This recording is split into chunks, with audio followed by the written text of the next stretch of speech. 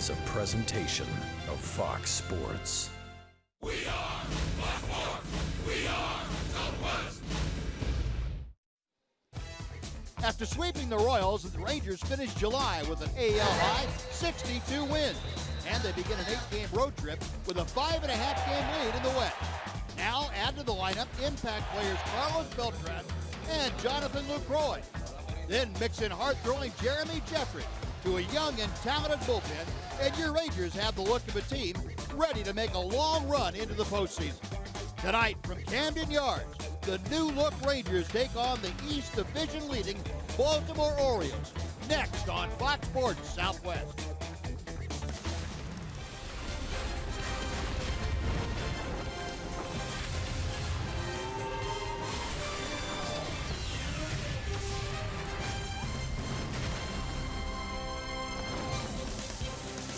Texas Rangers baseball is presented by high-speed internet from AT&T. And it's a partly cloudy, warm evening here at Oriole Park in Camden Yards. And the winds have changed. They are a-blowing for your Texas Rangers. A couple of additions that hope to propel the Rangers into the postseason. Tonight, a matchup of two division leaders as the Rangers take on the Baltimore Orioles. And welcome in, everyone, along with Tom Greaves, Steve Busby. Glad you could join us on this Tuesday night of Ranger baseball. A big off day for the Rangers. Anything but an off day for the front office. Changes for the Rangers. Jonathan LUCROY and Carlos Beltran, now members of the Texas club. Yeah, you know, Buzz, the Rangers were able to add two all-star caliber players. The price was steep, but it was minor league players. They didn't lose anything as far as big league quality players go. Instead, they've added two guys to the middle of the lineup. Beltran will hit third. LUCROY's an all-star player. They're not only guys that can hit with some power, these are two 300 hitters who's going to make the lineup that much better. And when you see the Ranger lineup tonight, when Tom tells you what it's all about, you'll notice the difference because it does look markedly different, and the Rangers hope that that's going to be the winning card for them the next 56 ball games. Yu Darvish on the hill tonight. He'll be taking on Baltimore the first time in his career in the regular season. We'll come back with the starting lineup for the first pitch right after this on Fox Sports Southwest.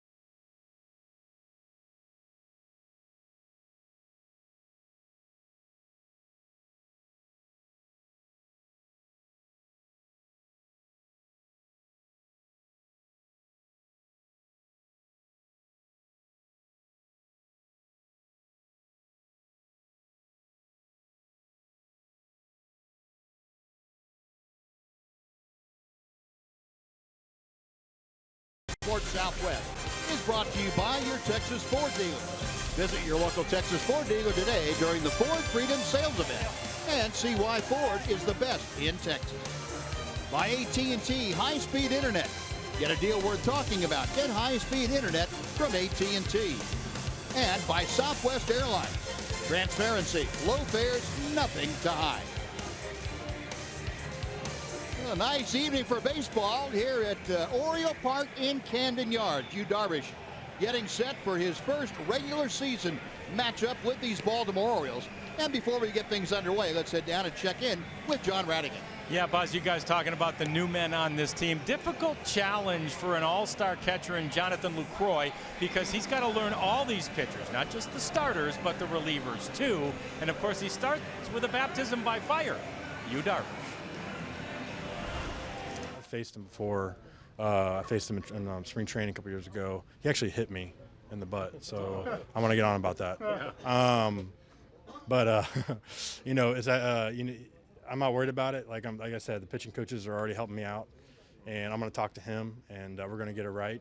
And I know he's nasty, so we're going to work on it and get through it. And I'm going to familiarize myself with him in the bullpen, and we're going to go have some fun. And I know that, like I said, this is a good team, good staff, and we're going to have a good chance to do something. So it's going to be a lot of fun.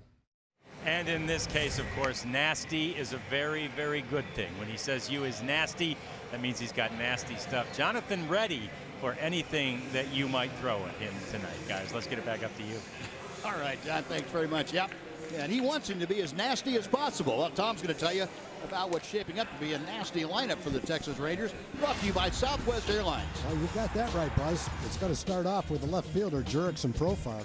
Ian Desmond moves from third down to second to make room for the DH, Carlos Beltran.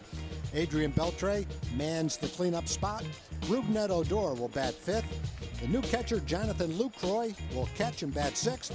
Nomar Mazara will be seventh.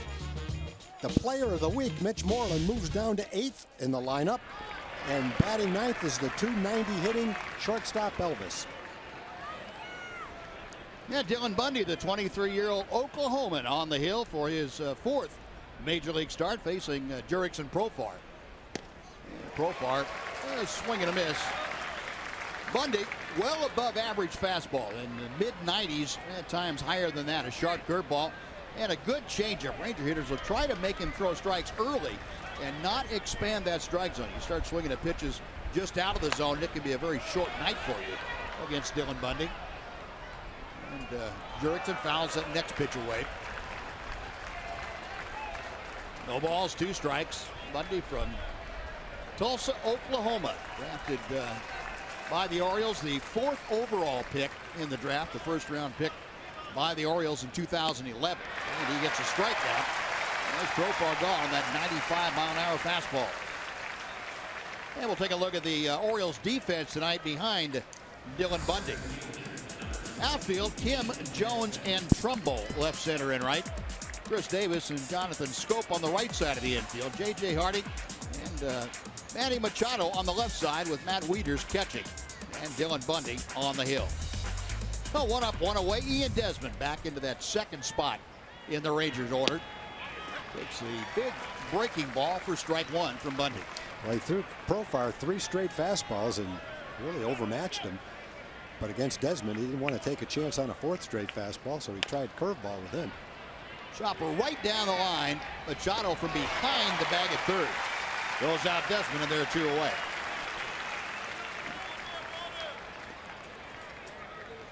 Well, Bundy, 2 quick outs here in the first inning.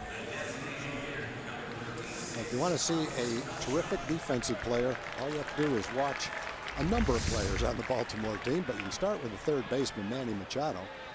Move over to the Gold Glove shortstop, J.J. Hardy. Jonathan Scope is a terrific second baseman, center fielder, the catcher. Chris Davis is good at first. This is a really good defensive team. How about Carlos Beltran in a Ranger uniform? The first time for the 39-year-old switch hitter. Boy, and he is having another great year, an all-star caliber year. 304, 22 home runs, 64 RBI for the Yankees. Now the Rangers have him in the fold, hitting third, and he is one of the big reasons this lineup looks so formidable. broken bat roller foul. We'll have to get a new piece of lumber to deal with Dylan Bundy. Carlos Beltran, his 19th big league season. Overall, a .281 average, 414 home runs. That's fourth all-time for switch hitters. 1,507 RBI. 9-time All-Star, 3 Gold Gloves. Go on and on about Carlos Beltran. Also, I might say 7 years of 20 or more home runs and 20 or more stolen bases. That pretty well encapsulates his ability on the baseball field. And calls strike 3 as Bundy works a 1-2-3 inning with a couple of strikeouts. Rangers out in order. After half inning of play, Rangers nothing, Orioles coming up.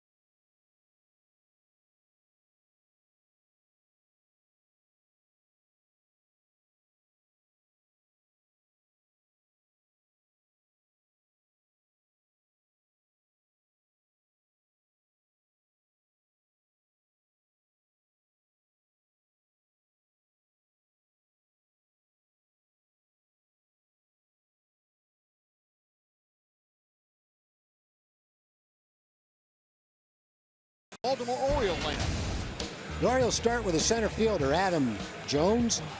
Young-Soo Kim is in left field batting second. Manny Machado is third. Chris Davis is the cleanup hitter, followed by the right fielder, all-star Mark Trumbo. Pedro Alvarez is the DH. Matt Wieters bats seventh at catcher. Jonathan Scope with 17 home runs plays second and bats eighth. And the shortstop batting ninth is J.J. Hardy.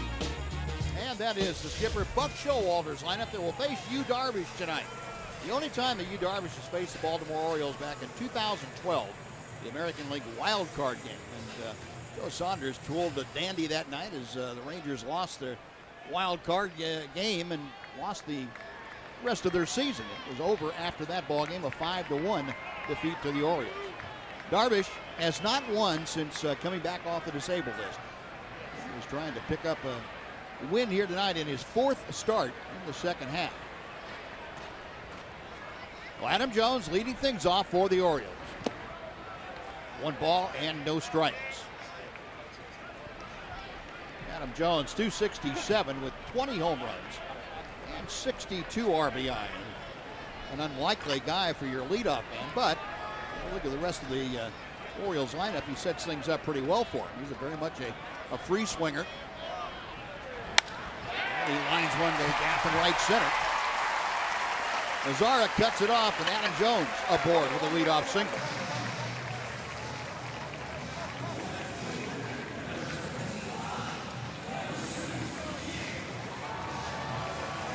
Well, Jones aboard to start things off for the Orioles. He's trying to throw it down and away. He keeps it down, but kind of toward the center of the plate. Jones kind of going back through the middle with that ball. Hit pretty solidly into right center field. Jones aboard. Now here's the left fielder, Young-Soo Kim. Kim just back off the disabled list about a week ago. Some hamstring issues. And he is back out there. Kim hitting at 329. That's the highest among American League rookies. 3 home runs, 11 driven in.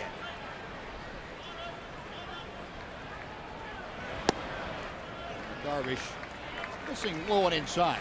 1 ball and 1 strike. Well, something Kim brought with him from Korea was a good eye at the plate. He's a patient hitter.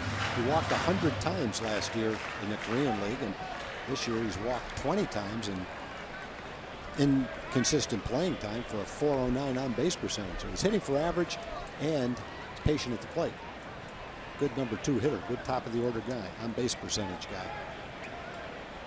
Kim has hit safely in all 5 games that he's played in since coming back off the DL.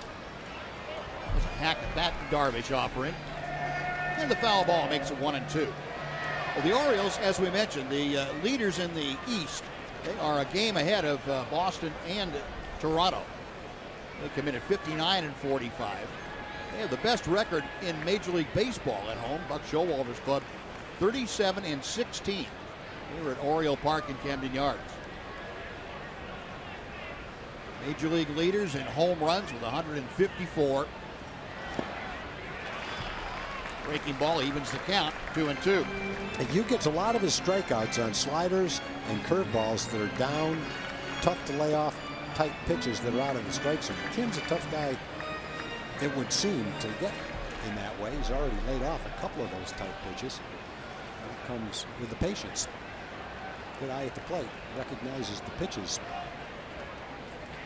Jones, a modest lead at first. Tampa right back to Darvish. To Andrus, back to Moreland. 1-6-3. The Rangers turn their 136th double play of the year. That really doesn't matter who's pitching. The Rangers are going to turn their double plays. Now, good play by Darvish. Sometimes the pitchers, when they feel the ball, panic a little bit. Darvish gets rid of it quickly, but it's a perfect throw to Elvis. Kind of leads him across the bag. No threat from the runner because Darvish gets it to him so quickly, and it turns into a nice, easy double play. Well, that removes the leadoff single. Base is empty, 2 away from Manny Machado. 136. That is 21 more than the second highest double play total in baseball. It's a lot of base runners removed. Machado chops it foul. It's 0-1. We'll take a look at the Ranger defense as long as we're talking about that. Delivered to you tonight by Break Check. Profar, Desmond, and Mazzara left, center, and right. Infield, Moreland, Odor, Andrus, and Beltran. With Jonathan LUCROY behind the plate. One of the best catchers defensively in all of baseball, along with his offensive skills. 1 ball, 1 strike. Saw Jonathan downstairs prior to tonight's game. And if he'd had a wider face, he could have had a wider smile, but his smile was ear to ear as it was. And you could tell that picking up about 35 games in the standings set him pretty well with him. he was thrilled. But reminded everybody that, hey, you've still got to go out and produce on the field. Yeah, that's what it's all about. The thing that I don't understand is why people are feel so comfortable criticizing him for turning down a trade to Cleveland because Cleveland was a better team than Milwaukee. One of the things he did was he negotiated the right to veto a trade to 8 places he didn't want to go to. He's got the right to do it, and he did it. He wanted to come to Texas, and that's where he ended up. So people ought to congratulate him for being smart enough to figure the best way to make it work out. Machado rips one into left center. Over to cut it off Desmond. He'll hold Machado to a long single. Well, 2 hits in the inning. Double play, though, has come in handy. 1-on-2 out for Chris Davis.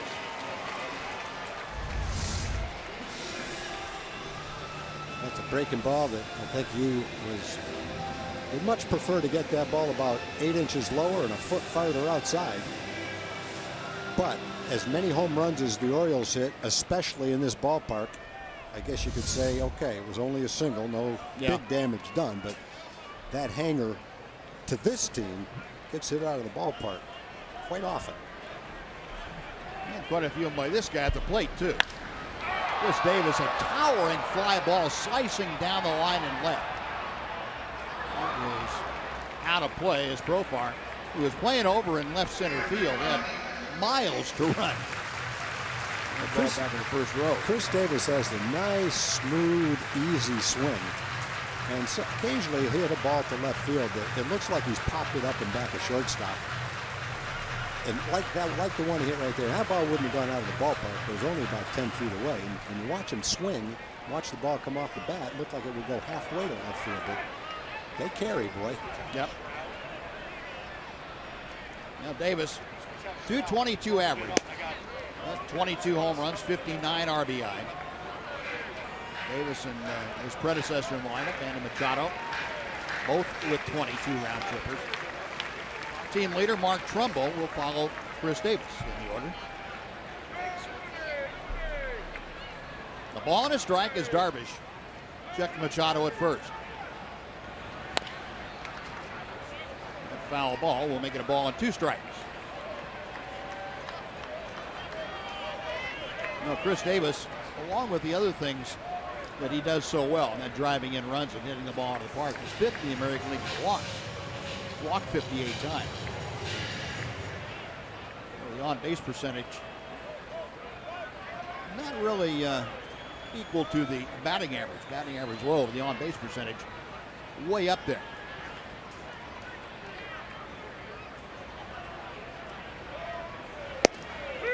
Call strike 3. Now Darvish painting the outside corner. LUCROY framing it up, and that is the end of the first inning. No runs, 2 hits, 1 left. After 1, no score.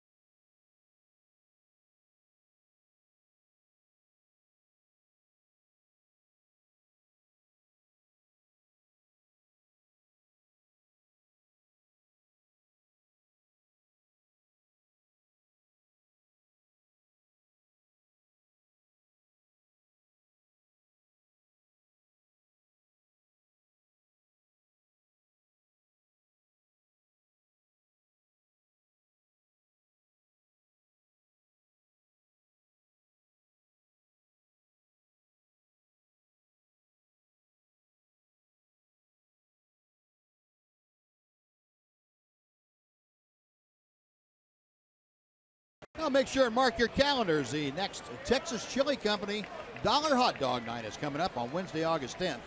Rangers take on the Colorado Rockies that night, so head on out to Globe Life Park early and eat all the dollar hot dogs you need for just $1 each.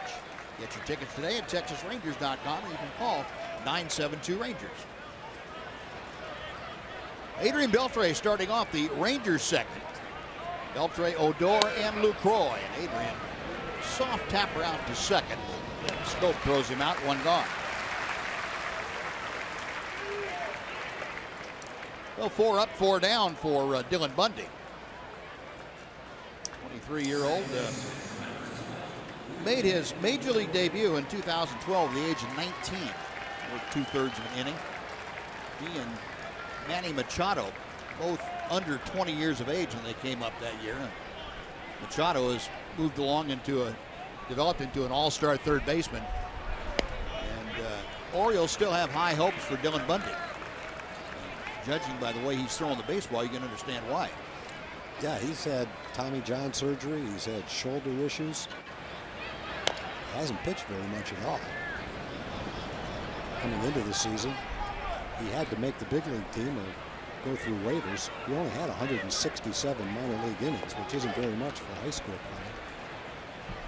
So he's trying to make up for lost time. They used him in relief most of the year, but getting a chance to start right now. Looks healthy. Looks like he's got a great arm and doing pretty well right now. Yeah, no, it was 167. I believe 110 were in his first year in the minor league. So over a 3-year period. Yeah. He had just sporadic innings here and there. It really retarded his development. But hopefully he's over all the arm issues now. Odor hits a towering fly ball in a shallow left center. Jones there to make the grab. 2 up, 2 away. And now the other newest Texas Ranger, Jonathan LUCROY, will come up. LUCROY, an all-star catcher with the Milwaukee Brewers. Left there hitting at .299 with 13 home runs and 50 RBI.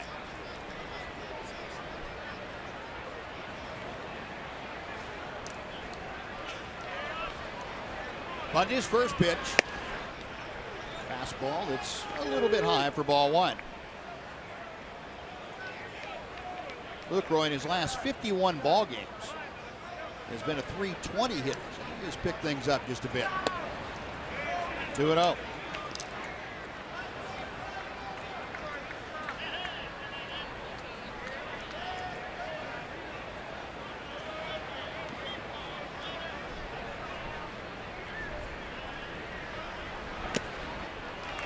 Two balls and a strike. Bundy in his last start retired the first 16 hitters he faced. Retired 5 in a row in this game. He gave up a couple of home runs after that. He's got a good combination: fastball, curveball, and changeup. Yeah, keeps things pretty simple, and his simple is pretty good. Falling behind though, 3 balls and a strike. Sharply hit this time, but Scope able to glide to his left, up with it, and that will do it. So 6 up, 6 down for Dylan Bundy. Rangers gone in the second. After 1.5, we are scoreless in Baltimore.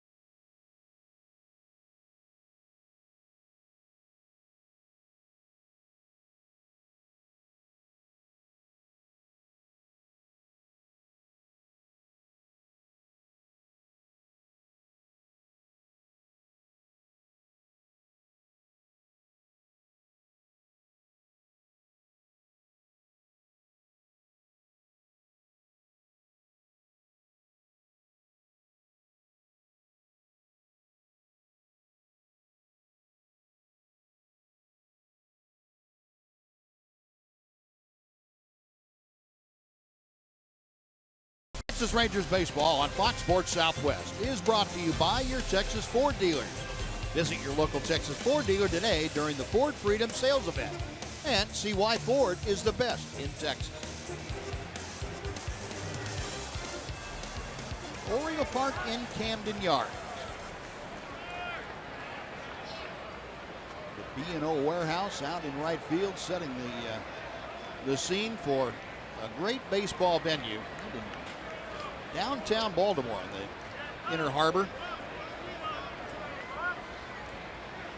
Mark Trumbo leading things off against Yu Darvish.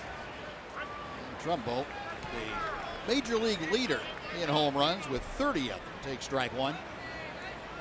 Trumbo, as has been his career history, if you will, a big first half again. More than 20 home runs in the first half for the third time in his career.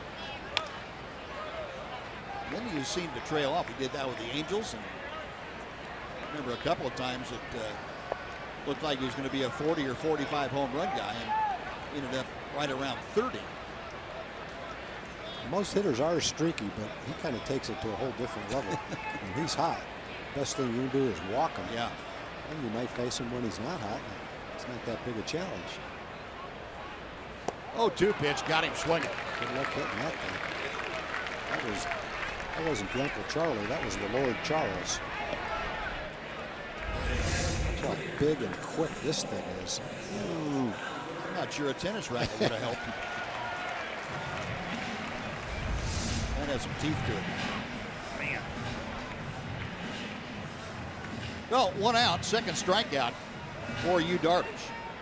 Pedro Alvarez handling the DH chores tonight. Alvarez, 13 home runs for the Orioles. 244 average.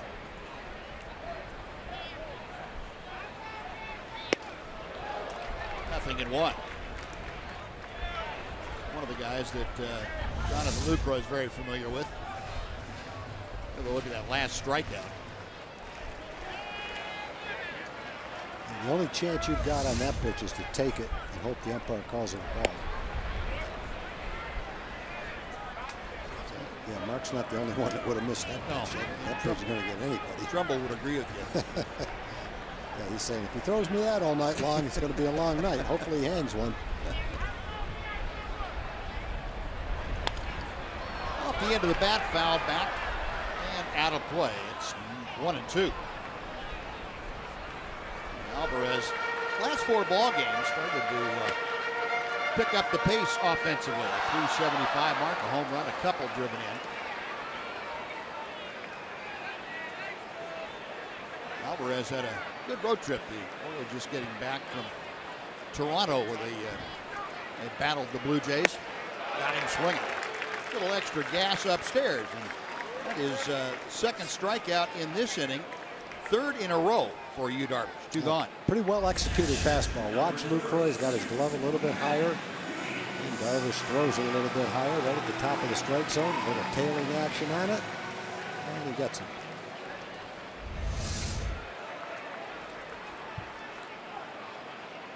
The 2 gone. Here's Matt Winters, the switch hitting catcher for the Orioles. Winters, 9 home runs and 39 driven in. Pulls it on the ground. A fair ball. Moreland will take it to the bag himself. Nice play defensively by Mitch, and that'll do it. A 1-2-3 second with a couple of strikeouts. We'll move to the third. Nomar Mazara leading off. Rangers and Orioles scoreless.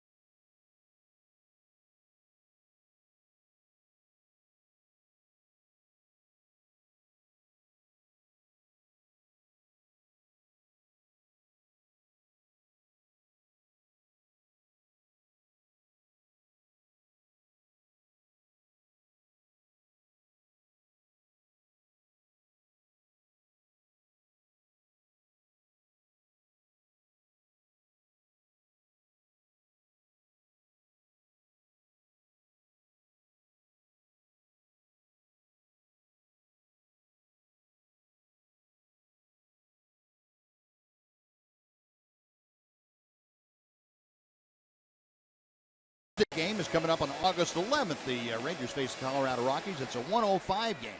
The first 10,000 fans will receive a Papa John's Texas Ranger Throwback Thursday collector pin. It's commemorating Michael Young as the all-time franchise leader in hits.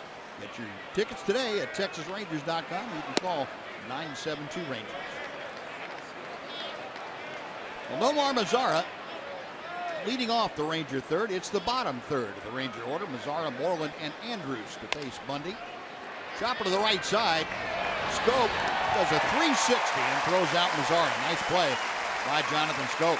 We're talking about the defense that they play, and well, there's just a great example of the difference between the size of the players now and 40 or 50 years ago. Jonathan Scope, I'm not sure exactly how big he is. He's at least 6'2" and probably about 205 pounds maybe. And he makes that play like a player that was 5'10" and 150 pounds made it 50 years ago. That's just the kind of athletes they've got in the major leagues, in all sports now. That just looks like a routine play, but I don't know, Buzz, when we were playing, I didn't look at that as a routine play. It looked like I just got robbed of a base hit. You were counting on that to be a base hit for yourself. Exactly. And guys, Scope size would he be one of the bigger guys on the teams we play now. Yeah, you're right. Kind of reminds me of a guy who played here in Baltimore too, the late Mark Belanger, who was one of the bigger shortstops of his time and really a good defensive player. Yeah, Mark was probably 6'1". They called him the Blade, so he didn't have a lot of meat on the bones. But boy, was he quick. Yep. Tom Giordano, the legendary baseball front office man and scout, was with the Orioles then, spent a long time with the Rangers too. He said Mark Belanger in his career is the greatest shortstop that he ever saw, and that covers just about everybody. Yeah. Well, here's Mitch Moreland, American League Player of the Week last week. He fouls that pitch off to stay alive at a ball and 2 strikes. Mitch had quite a week to say the least. And we capped it off with that Sunday afternoon game, a home run at home. Ended up going 10 for 18 with 5 home runs and 9 RBI in 6 ball games. Rips this one to center, but it's hanging up for Adam Jones, and he makes the catch. You don't very often see a center fielder get handcuffed, but Mitch Moreland just handcuffed Adam Jones. 2 gone. And before Elvis Andrus steps in, we're going to send it back to Dana Larson for a Chevy game break.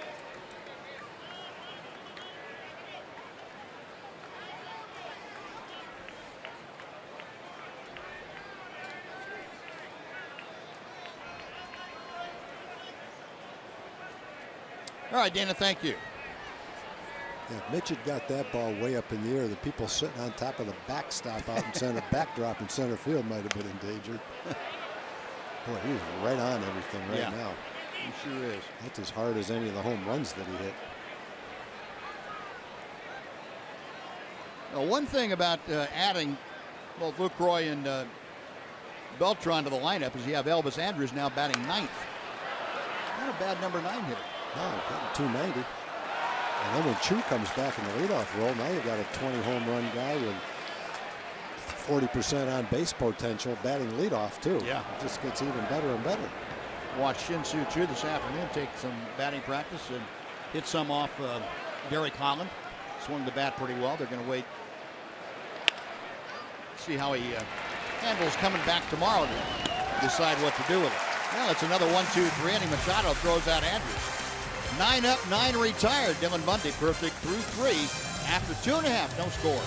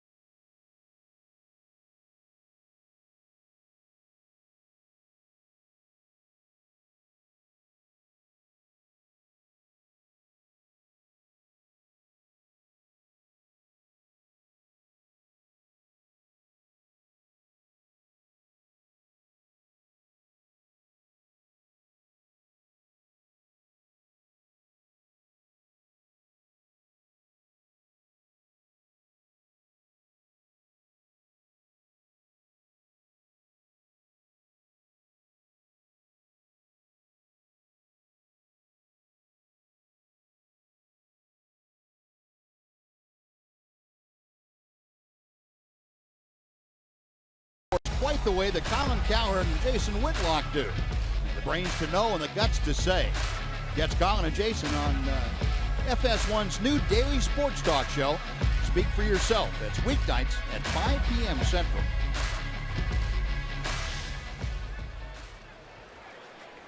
Now Jonathan Schoop leading things off for the Orioles here in the third inning. Schoop, Hardy, and then back to the top of the order for Adam Jones. Jonathan Schoop taking ball one.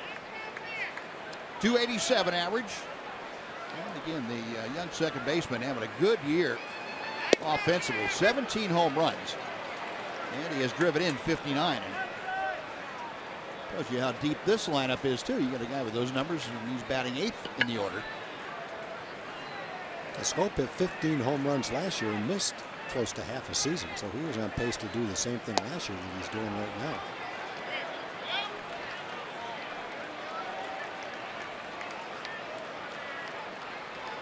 Check swing by Schoop. 2 balls and a strike. Now the Orioles, a couple of hits in the first inning, but Yu Darvish used that double play to avoid any damage. Little pop-up out near the bag at second. Elvis takes care of it. 1 out. Sounded like he hit it with his club cover still on it. Sounded like it was a cork bag. Well, almost didn't make a noise. Well, Darvish now has retired 5 straight, and he'll face J.J. Hardy. J.J. Hardy, the veteran shortstop, is very much an offensive-minded shortstop. He also is a great defensive shortstop. J.J., if you're not careful, hit the ball out of the ballpark on you in a heartbeat. Takes a strike there. Hey, you go back a few years, 3 years in a row, 11, 12, and 13. He averaged 25 home runs a year. He's won 3 Rawlings Gold Gloves, too. Out of play. Yeah, since 2011, he is second among Major League shortstops with 98 home runs. Pretty good. And that's considering how much time he's missed on the DL. He was on the DL for a little over a month this year and missed a lot the last couple of years.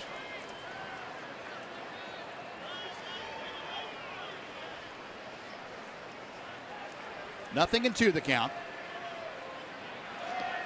There's that slow bender in there.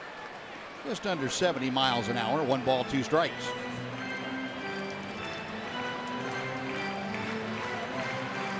Now, Yu Darvish, 11 strikeouts in his last out. It was a 6-inning affair. And he looks like he has better stuff tonight than he did last time out. Maybe a little better fastball. Beltre bobbles, recovers, throws, got him. Whoa. Adrian was in a hurry after the second time he reached down there and couldn't get it. Not after the second one that he wasn't going to be able to get him. That last little hop. Boy, he got rid of that quickly. And he got him. Yep. Well, that'll go down as 5-3 in the scorebook, but that's anything but a routine 5-3 putout. Yu Darvish turning into a cheerleader on the mound. Nice going, Adrian. Never doubted you for a second.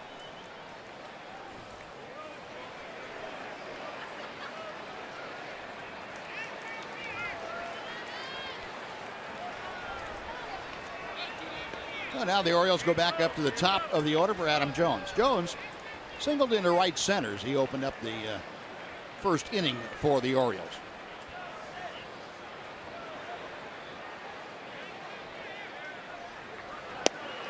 Darvish pours in strike 1. A lot of strikes for you. It'd be interesting to talk to Darvish after this or listen to him talk about it, about the difference throwing to LUCROY, see if it changed up the pitch calling sequences any. Yeah. You would think each catcher has his own way of doing things for the first couple of times that LUCROY would be trying to stick with a game plan. Bedbrook Dale puts together a great one for their starters. And each catcher, I would imagine, has his own interpretation of that scouting report. 0-2 to Adam Jones. And another foul ball pulled down the left side. To note that Yu Darvish had only worked to 8 different catchers in his major league career. He's been with the Rangers since 2012. And that, considering the number of catchers the Rangers have gone through due to injury or what have you, that didn't seem like very many. But he has only had 8 this year. Bobby Wilson had caught most of them. And there is a swinging strike 3, 4th strikeout for Yu Darvish. So 3 up, 3 down. After 3, no score in Baltimore. Now, let's go to Rick Renner in our Rooms to Go lounge.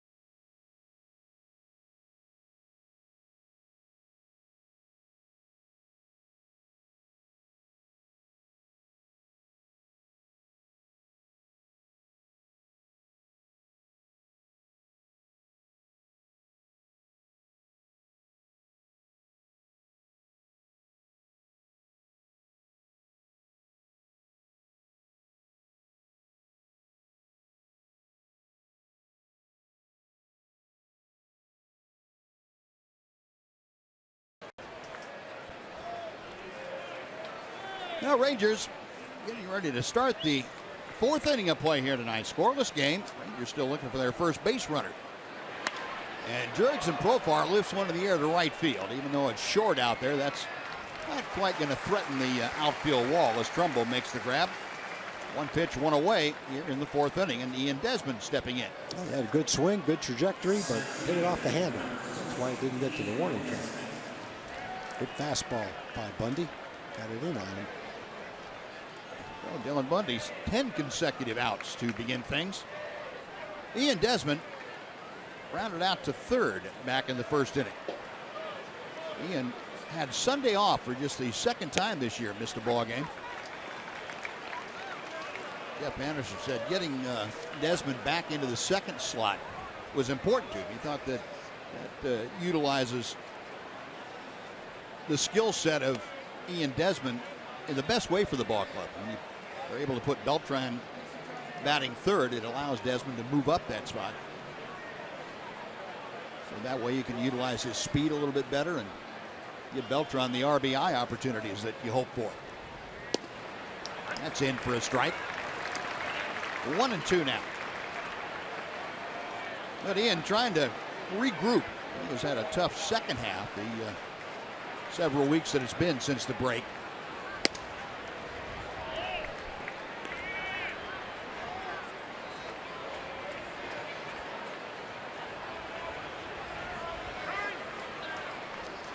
Time called momentarily. Still 10th in the American League with that .303 average coming into play, but it's the lowest that Ian has been since back in the early part of June. 3-2. Desmond bidding to become the first base runner for the Rangers. You saw Carlos Beltran, he will follow. Bundy with the payoff pitch. Try it again. Bundy's only thrown 38 pitches. Large percentage of them have been strikes. 28 out of 38 strikes. Desmond back in. Another 3-2. Inside, ball 4. And there's the first base runner of the night for the Rangers. Desmond draws that 1-out walk. He tried the 3-2 changeup. It was a good one. It was good movement, but it moved right out of the strike zone.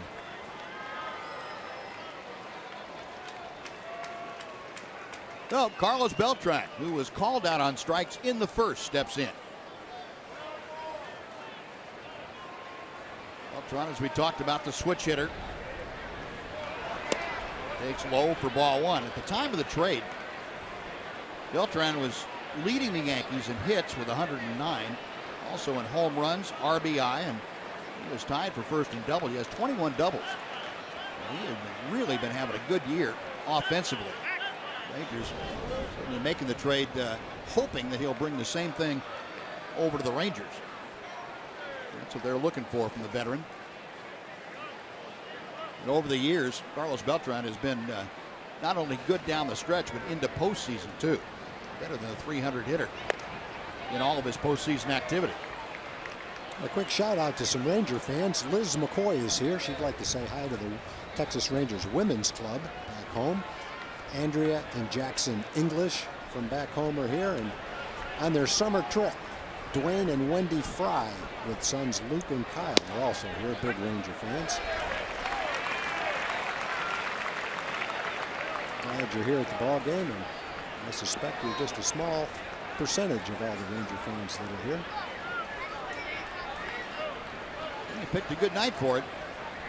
Warm and a little bit humid, but very comfortable here in Baltimore. We've seen a lot more uncomfortable evenings here than this. I thought coming to the ballpark during the day was going to be a lot hotter and more sticky than it is tonight. It is a good night for a ball game. 2-1 the count to Beltran. There's a changeup and a good one. 2-2. It's spot 4 or 2.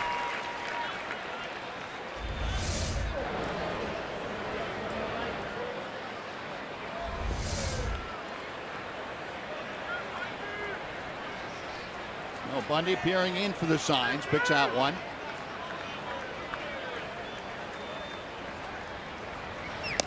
Outside, 3 balls and 2 strikes.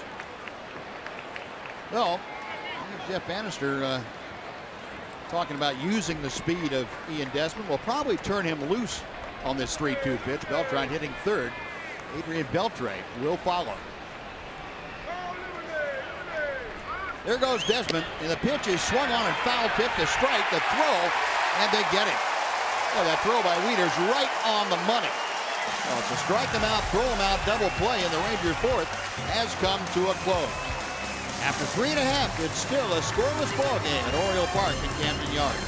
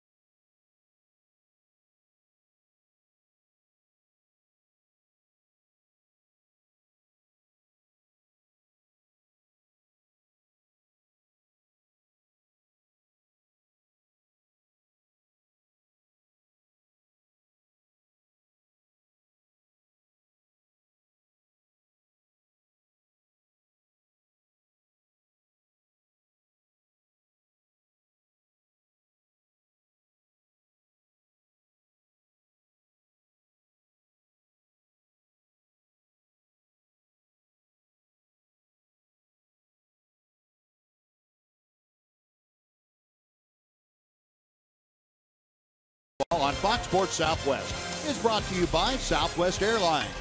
Transparency, low fares, and nothing to hide. And by the all-new 3-row Mazda CX-9, meticulously crafted for driving because driving matters.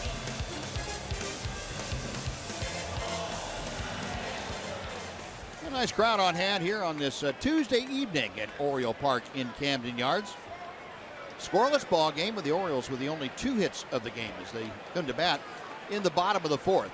It'll be Kim, Machado, and Davis, first 3 to do the swinging against Yu Darvish. Darvish with 4 strikeouts through the first 3 innings. He has not walked a hitter. Hyun-Soo Kim grounded into a double play, which was the big play in the first inning.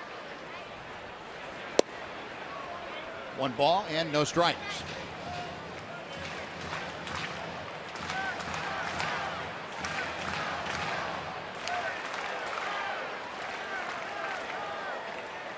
Kim from Seoul, South Korea. The 28-year-old takes ball 2. Signed by the Orioles a couple of days before Christmas this past offseason.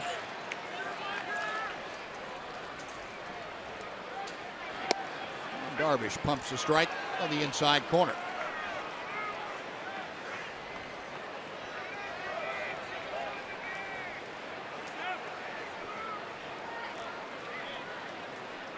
The Ranger right-hander ready, the 2-1 pitch. 2-2. Kim had been a member of the Korean national team for a couple of years. They helped Korea to their first Olympic gold medal in baseball during the 2008 Beijing Olympics.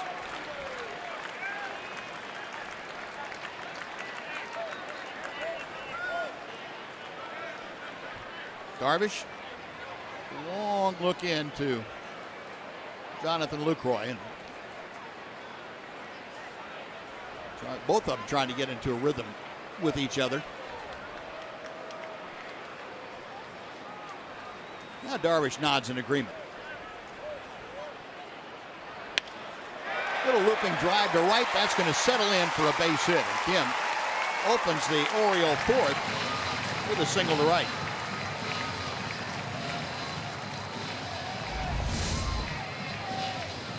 Okay, he was trying to throw a backdoor curveball. Instead, it went down and in. Obviously, wasn't hit all that well, but hit well enough to get over Ruby's head for a hit.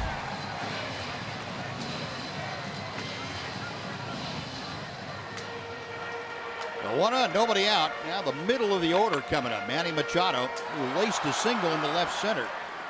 His first time, steps in. Machado with that base hit now is up to his average to .304.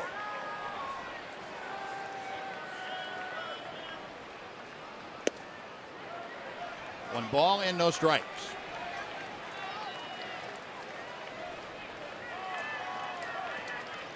Darvish with 41 pitches under his belt as he works here in the 4th inning.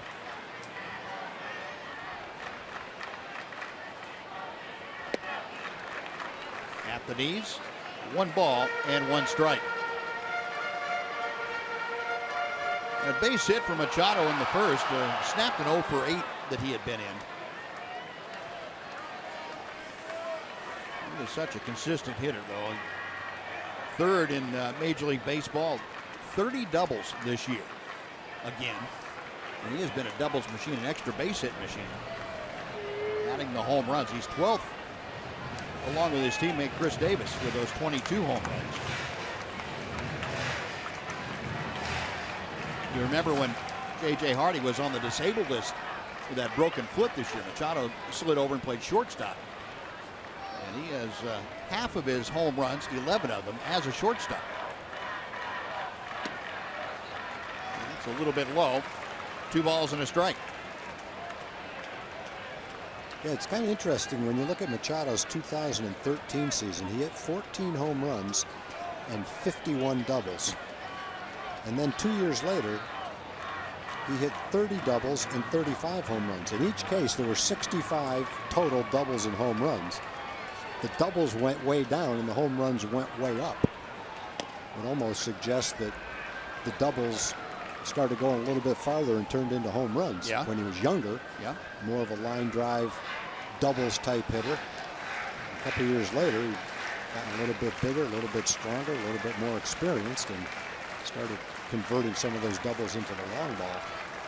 Well, that's a great point, Tom. You know, some of the balls we've seen him hit for right and right center, you can understand later in his career as it is now, he's able to drive those out of the park. Yeah. Yeah, Darvish takes care of him here. A good breaking ball, and that is strikeout number 5 for you, Darvish. 1 out for Chris Davis. And, well, the fans have voted. The first 15,000 fans, 14 and older, to the game on Saturday, August 13th, will receive a Snapple Brookshires fan vote T-shirt, selected by, you guessed it, you fans. Don't miss the special giveaway. Rangers take on the Tigers that day. Get your tickets at TexasRangers.com or call 972-RANGERS.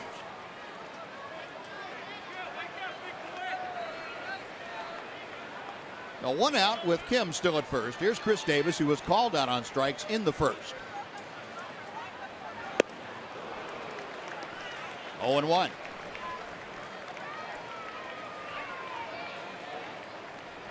You know, watching Chris swing, and still his swing hasn't changed since he was with the Rangers. Came up in 2008. If you could keep the ball in that exact spot and not deviate from that, you would probably get him more often. He might hit a foul like that. The only problem is guys don't think you can do that often. And if you make just a slight mistake down a little bit, he'll hit it as far as anybody. And you go back to 2012, and Chris Davis leading the pack in Major League Baseball. Our Ford leaderboard showing you Davis with a 2-home run lead over Edwin Encarnacion. Right on down, Nelly Cruz and Miguel Cabrera, Mike Trout. Biggest home run hitter since then, but none bigger than Chris Davis. And you can see where those pitches are. They're up. If you get it up maybe 3 or 4 more inches and inside 4 or 5 more inches, then you're kind of in the sweet spot for a pitcher. Yeah. Where he missed those 2. Those are good, but they're still borderline. Yeah. I like to see that upper inside quadrant there. Right. And we used to say, well, you didn't want to say it when he was a Ranger, but we could see it. As long as you threw it up there, you're right. He wasn't going to have a lot of success. There you go. Up in there. That's a little bit higher. And that is strikeout number 6 for Darvish. Second time that he's gotten Davis. So now, as a pitcher, and you sense, you feel that kind of pitch will get him out. Would you just throw every pitch there, or would you still mix it up a little bit? You know, you'd have to fight yourself to want to go to something else. Say, no, he's got to be looking for it. Well, no, it doesn't matter whether you're looking for it or not. You know, I can say that now, but when you're out there on the mound, you say, no, I can't do that again. Yeah, he's going to cheat on this one. He's going to start his bat a little bit quicker on this one. But I'm of the belief now, especially, that if the guy can't hit it, keep throwing it to him until he proves to you can. Now, you know, it's been interesting watching Mike Trout this year because, you know, we were kind of saying that, not like we know what we're talking about, but baseball people were saying you could pitch Mike Trout up and in. Not as much this year. He's made some adjustments. Yeah, from what I saw, Trout, especially this last time we were out there and watching him, he's not swinging the pitch that's inside and up anymore. He used to swing anything up. Yeah. You can still get him if you throw it out over the plate and up, but there's not nearly as much of a margin for error out there. Yeah. Trumbo gets fisted, a pop foul. That's going to be back on the roof of the Orioles dugout. And makes the count 1 ball and 1 strike. A Trumbo strikeout back in the second inning. So you Darvish back with the punch-out machine here tonight. He has 6. And he's not through with the 4th inning yet. There's Darvish's last time out. Had 11 strikeouts. Or time before last. That was against Kansas City.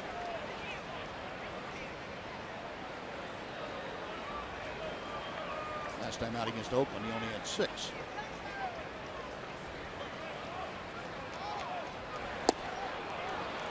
One and 2. He's got so many ways he could strike you out. We've seen the curveball, seen the cutter, seen the high fastball. You know the slider can strike you out. It's got a lot of different ways of getting you.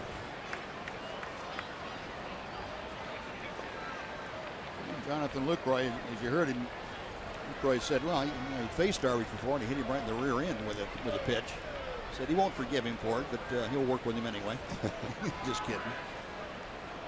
That's got to be a challenge for him to work with all these varied angles that Darvish has. Got him swinging. Boy, he's throwing it right where LUCROY's asking for it. Gives up the leadoff single, then strikes out the side. 7 punch-outs on the night. The Orioles stranded runner. We have finished 4 in Baltimore. No score.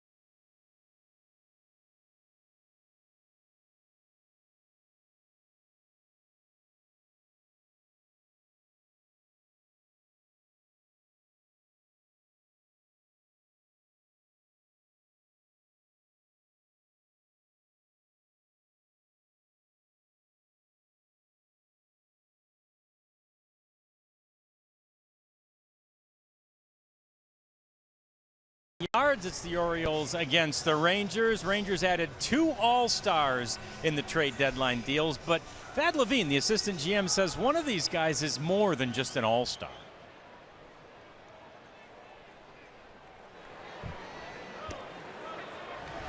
We feel like we added one of the best professional hitters in the game of baseball right now. A guy who's a consummate winner, a guy who sits right in the middle of our order, has a chance to really impact everyone who hits ahead of him and behind him. A guy who will leave a legacy by influencing some of our younger players. Even talking to Ian Desmond today, he said he's ready to learn from him. So I think this guy's going to have an impact on this franchise for a long time to come, and hopefully it's through a great playoff run with us. Yeah, and Carlos Beltran, as you guys mentioned, has ridiculously good playoff numbers. But first things first, he's just going to try to show these guys the way in the regular season, guys. All right, John, thank you. Adrian Beltre skies out to right. That's how the 5th inning gets underway for the Rangers. Going out now, Rougned Odor. Carlos Beltran, a wealth of experience and kind of guy that loves to pass that on to his teammates. He has, over his 19 years in the major leagues, he's probably seen most everything. The Ranger Player of the Month for the month of July, Rougned Odor. Rookie skied out to center his first time. Batting .278 as he faces Dylan Bundy. Rangers still looking for their first hit. Sliced down the left field line. That is going to reach the 3rd row of seats, backing out of play. Now, Bundy's got a good curveball and a good changeup, and it really has made his fastball tough for the Rangers to catch up with. And one guy that's really smoked one is Mitch. Hit that line shot to center field. But other than that, they've been a tick behind the fastball, probably because of how well his other pitches have gone for him. 1-2. And that's the one Roogie needs to lay off of. The last homestand, he laid off that pitch pretty well. Bundy back to him. 2 balls and 2 strikes. Odor, well, he's second on the team now. Once you mix in Carlos Beltran, you mentioned the Player of the Month for Rugnet foul back just below us. Still 2-2. Hit .311. Played 26 games for the Rangers in July.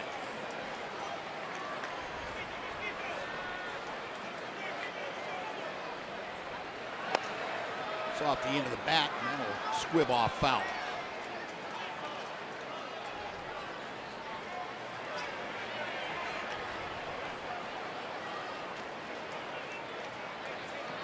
Odor, just a handful of Rangers that had any experience against Bundy. And 6 other players that had one at bat against Bundy, and that's been it. That pitch just missed the bottom part of the strike zone. Buck Showalter didn't think that's kind of a pained expression, but Jerry Lane, the home plate umpire, refused to ring up that right hand. Now the payoff pitch. Pulled sharply, but flagged down by Chris Davis. That huge wingspan it is, and out number 2.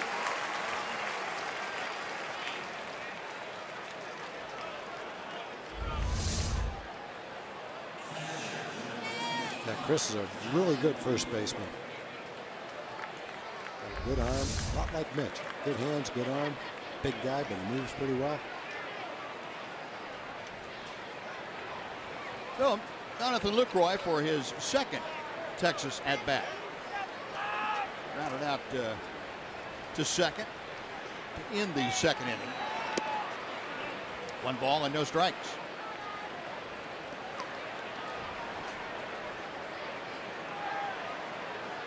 Lucroy trying to learn the Ranger staff, also learn a new league. He took strike 1. Going to have a full plate for the last 56 games.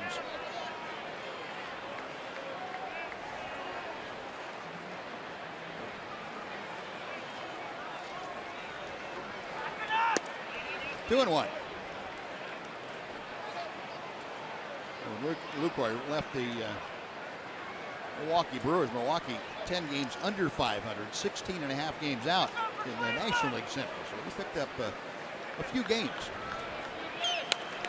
He waited on that curveball. Well, it stayed up for him, and he fouled it straight back.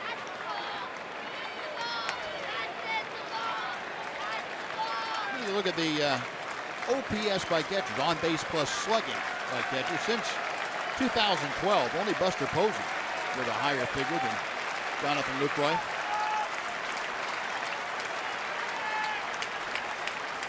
Two-two pitch. Got him outside corner.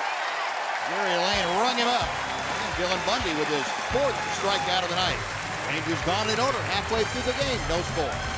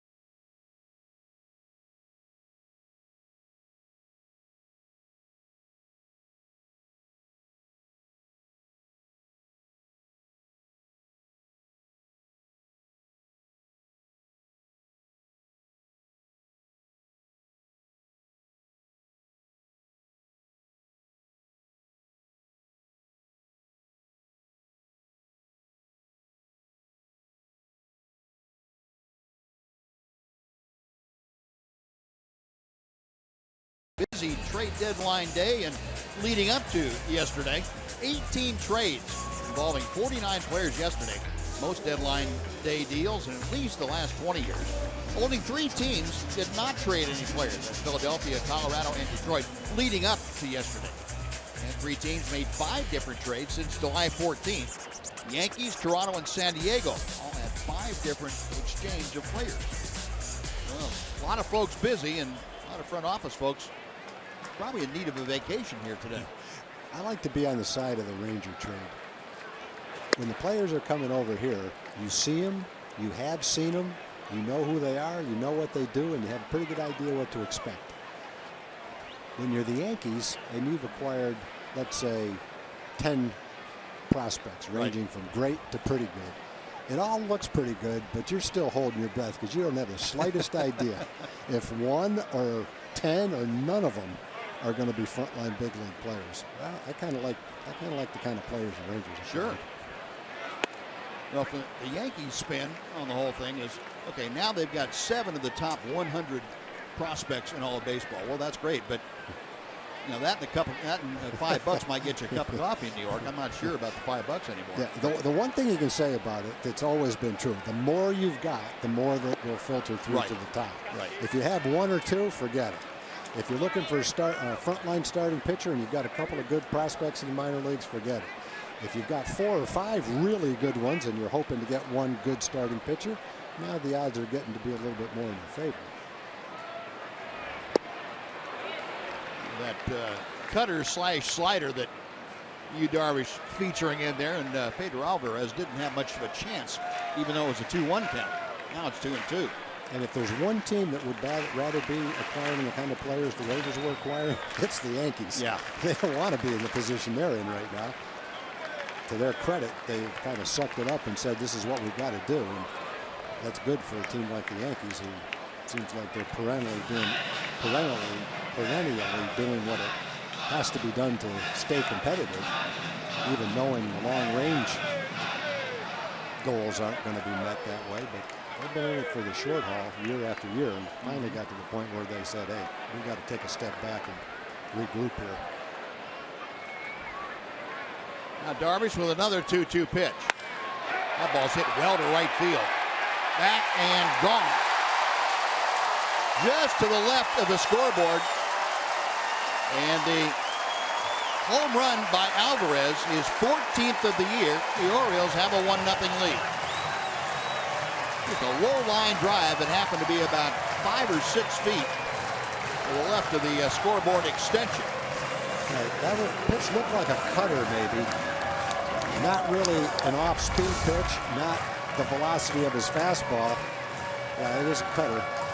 Down and in, 89 miles an hour. Maybe not exactly where you wanted it, but give the credit to Alvarez. He put the bat on it and knocked it out of here.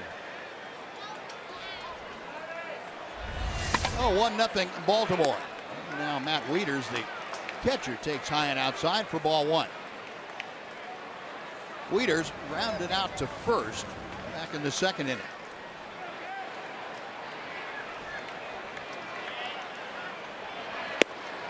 Darvish gets a belt high strike.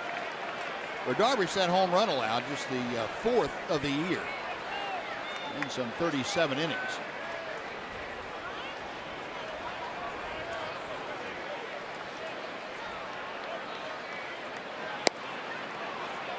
A little bit outside, 2 balls and a strike.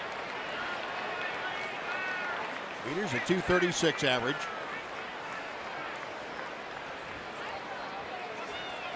Pedro Alvarez with the line drive home run breaks a scoreless tie.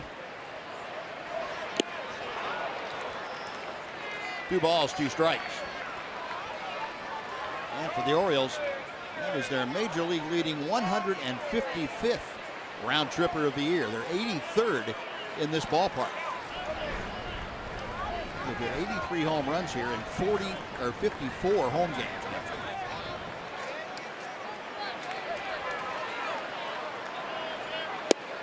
Swinging. He took something off the breaking ball, and Darvish gets his 8th strikeout. 1 gone for Jonathan Schoop.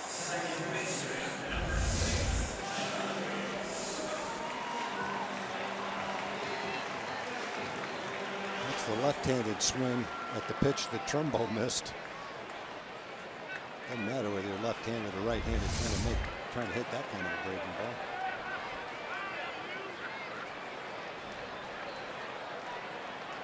Scope hit a little pop-up to Elvis Andrus his first time.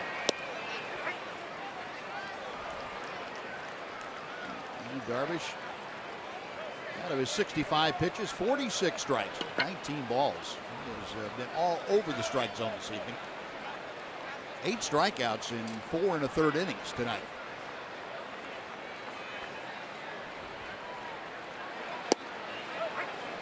Ahead in the count very quickly, 0-2.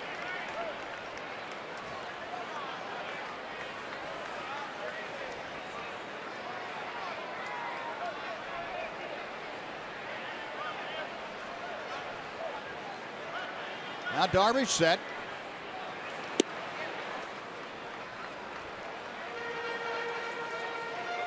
Darvish this year on the road, ERA about half a run higher than his ERA in Arlington.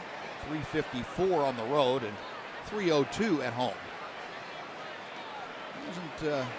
Hasn't had the road favor him much of late. He gets a strikeout here. That is the 9th of the evening. So bases empty, 2 away. J.J. Hardy coming up, and we will send it back to Dana Larson for a Chevy game break.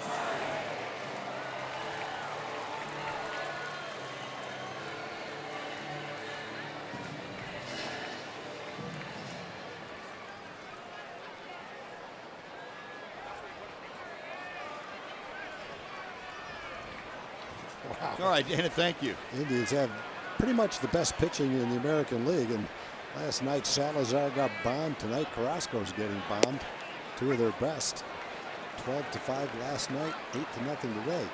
Makes you feel not quite as bad at losing 5 out of 7 to the Twins. Yeah. You see what they're doing going into Cleveland right now. Boy, that's one team. You don't know what to expect when you play them. You're right. You're right. Hardy lashes it out of play down the right side. And now J.J. behind in the count, 0-2 to Yu Darvish. Darvish 1 strikeout away from having his 28th career 10-plus strikeout game. He's already second in Ranger franchise history, second only to Nolan Ryan, who has 34 of them.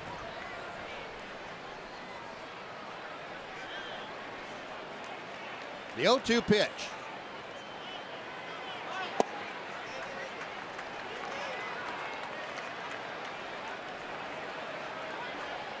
Darvish fans.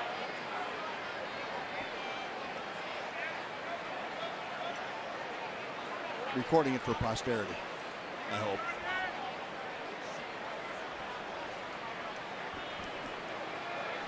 Hardy waiting, that open stance. Darvish back to it. And we'll try it again.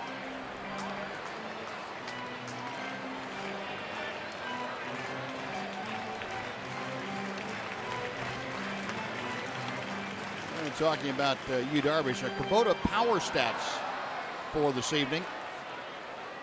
9 strikeouts tonight, 4 groundouts, 1 flyout.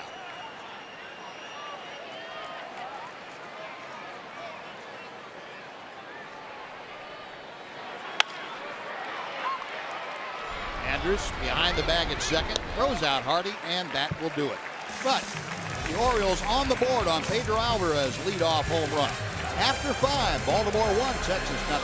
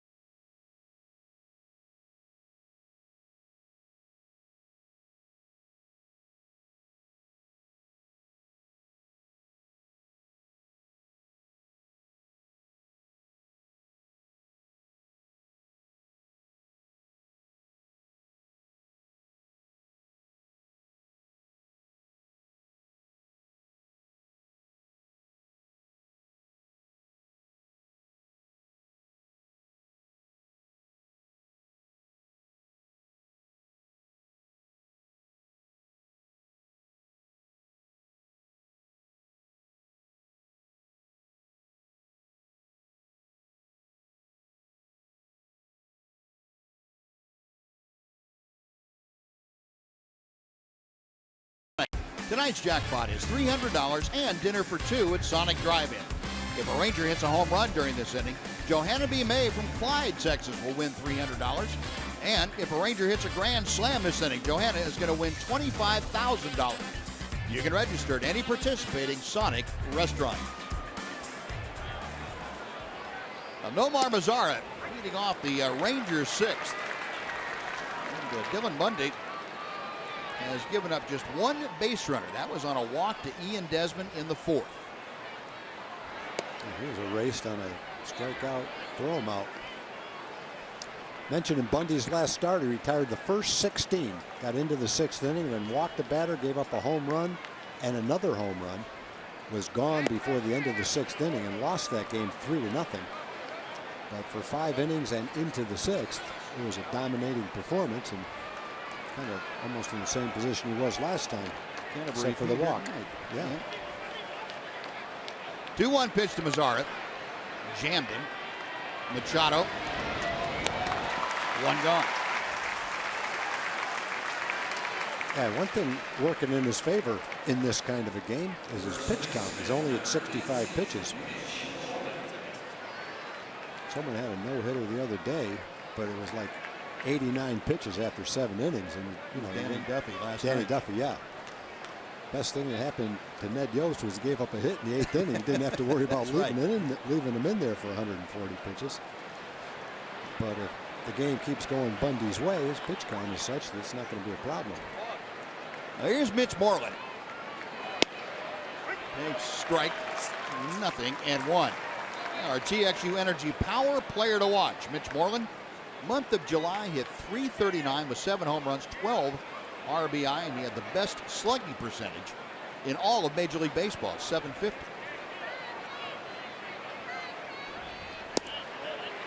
There's a changeup that floats over the outside corner. Boy, Bundy pinpoint with those 2 pitches. He's got 3 good pitches working for him tonight. Mitch lined sharply to center field. Probably the hardest ball hit tonight by a Ranger. That one just missed inside. 1-2. That's really the only ball that's been hit hard. There's a fairly hard ground ball hit to second. That's about it. Breaking ball. Mitch able to check his swing. Yeah, Bundy has been, well, he's been overpowering at times. The strikeout total is not indicative of overpowering, but certainly the swings have been for the Rangers. Just have not had a whole lot of good passes at him.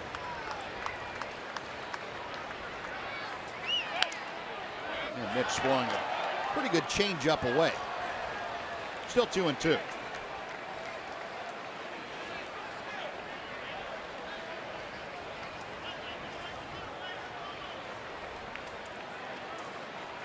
Moreland, aside from the 6-game hitting streak, had a very good home stand. He hit .455 with 5 home runs. Lofts this one way up in the air. Machado, a long run, can't get there. It's back in the first row. Now we'll reset and try it again. Orioles, as most teams, defensively against Mitch Moreland in an extreme overshift. Manny Machado, the third baseman, stays in the shortstop spot. And Orioles don't lose anything defensively with him there. He played shortstop for him while J.J. Hardy was out. Hardy on the right side. Scope way out in right field. Another 2-2 pitch. Got him swinging.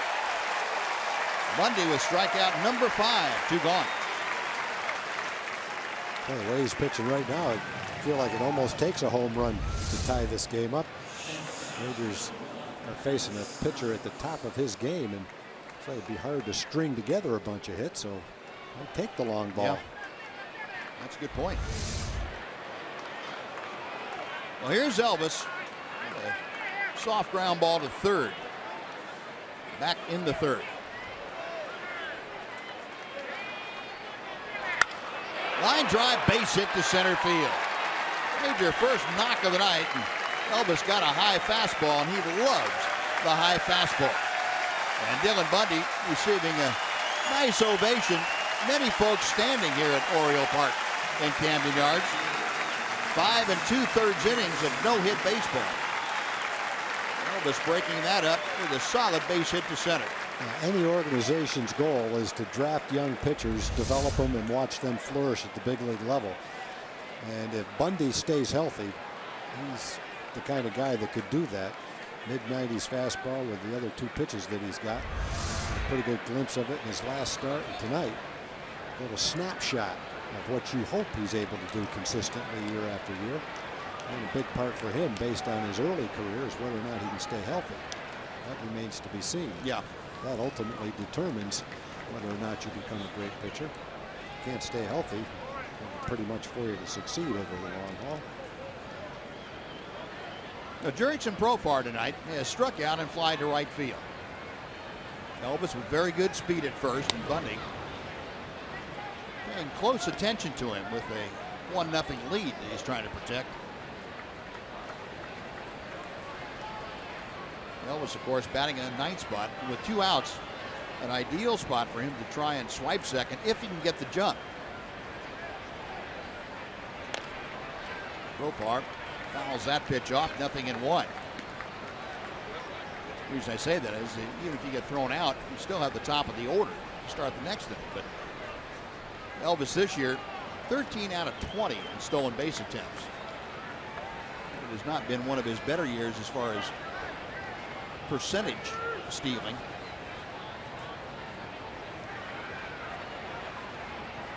Bundy, a long look at him.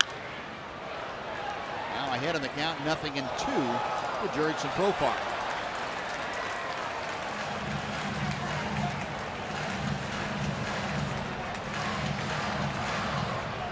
Profar, of course, the switch here, hitting from his stronger side. He's a 315 hitter as a left-handed batter, 245 from the right side. There goes, yep, Elvis stopped. And the pitch foul back. Elvis trying to get a jump. Once they got to 2 strikes on Profar, you can rest assured Elvis trying to get a jump to swipe second.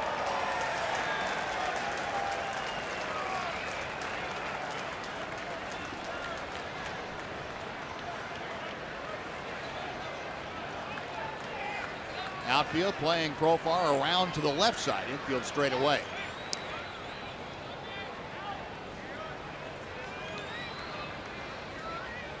Hector Ortiz, Ranger first base coach, the ever-present stopwatch, timing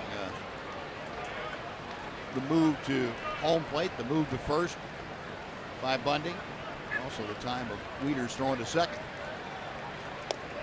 Breaking ball, call, strike 3.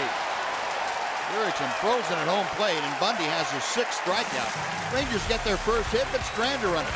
After 5.5, it's the Orioles 1, the Rangers 0.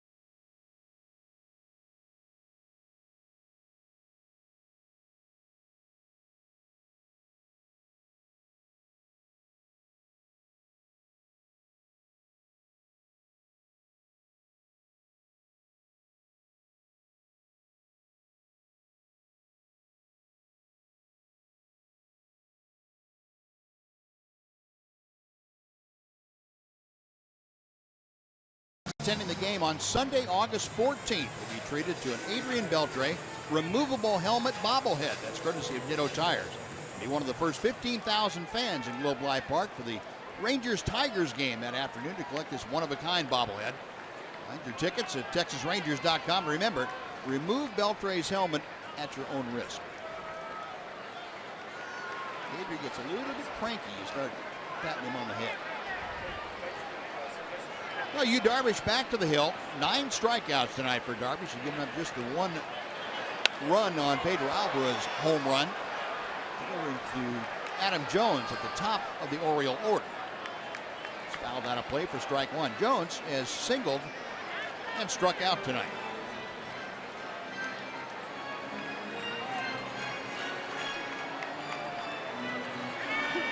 There's a run on 4 hits. The 3 hits off Darvish were singles.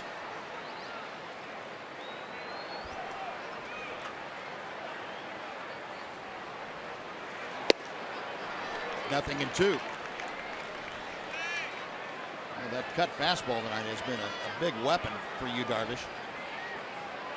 Combination of that and the curveball, the downward breaking curveball for him. He accounted for most of the 9 strikeouts. 0-2 to Jones. Deep to left field. Profar is back. Up against the wall, it's gone. Adam Jones, his 21st home run of the year. The Orioles lead it 2-0.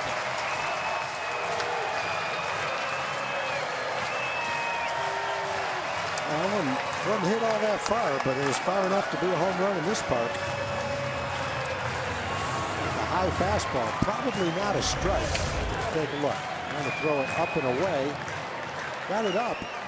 That pitch has been strike 3, swinging to a lot of hitters. But Adam Jones got enough of it to sneak it out of here.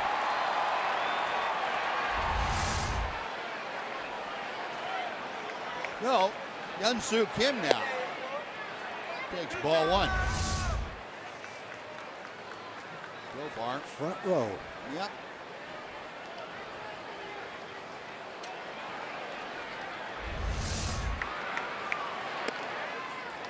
Two and 0 to Kim. Kim is grounded into a double play and single. Adam Jones, second solo home run against Darvish tonight. Other by Pedro Alvarez. Both of them leading off in it. Alvarez in the 5th and Jones here in the 6th. 2-1 to Kim.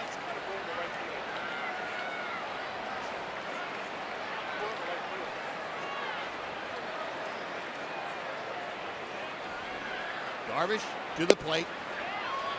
This is a little bit low, and it's 3 balls and a strike. Look, there's been an under-the-radar team in the American League over the last few years. It's been the Orioles. Since 2012, they've won more games than any team in the American League. Yeah, that's a good trivia question, Ashley. Yeah. They've done a great job. They definitely haven't been the biggest spender. First walk of the night. Kim aboard. Nobody out. Manny Machado coming up. I believe they're still the only team that has been above 500 every year. Every year since 2012. Yep. And Butch Showalter in his 7th season at the helm of the Baltimore Orioles. They hit home runs at a huge rate. They play excellent defense. They've got a closer who started off the season with 32 straight saves converted. And they have, have a good bullpen and enough starting pitching, I guess you'd have to say. Yep. Talked a lot about Dylan Bundy tonight, a young developing pitcher.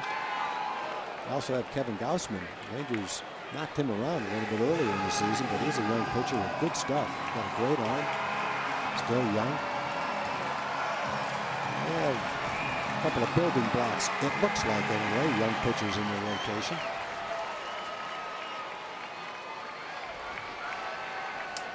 Dan Duquette, general manager, and his organization Well, Buck Showalter done a very nice job. Have to give him credit. Yeah, we're going to see Kevin Gausman tomorrow. Chris Tillman's had a big year for him. Yeah. The starter. And you're right. The starting rotation, one of the weak points of the Orioles. They went out and got Wade Miley from Seattle to see if they couldn't shore that up a bit. 0-1 to Machado. Well, a lot of good teams can point to a key trade that really helped turn things around. The Rangers a while back would point to the Mark Teixeira trade to Atlanta that brought in, well, I won't call it the backbone, but certainly a lot of building blocks to their World Series teams.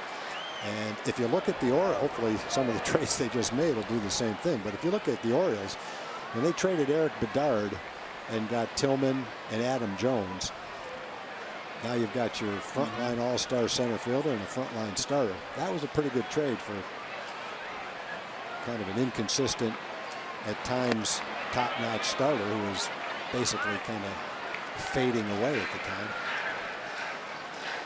Could still tune up a game here and there, but he consistently wasn't a winner anymore. Those would be two guys that would have helped Seattle over the last 7 or 8 years. Sure would have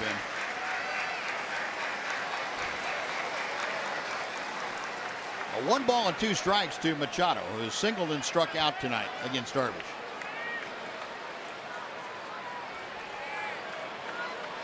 Kim, a modest lead at first as Darvish checks him. And Machado pops it up.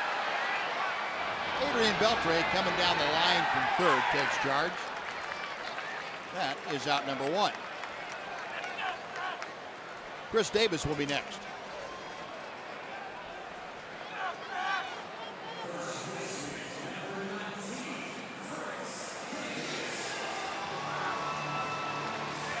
Darvish 85 pitches at this juncture.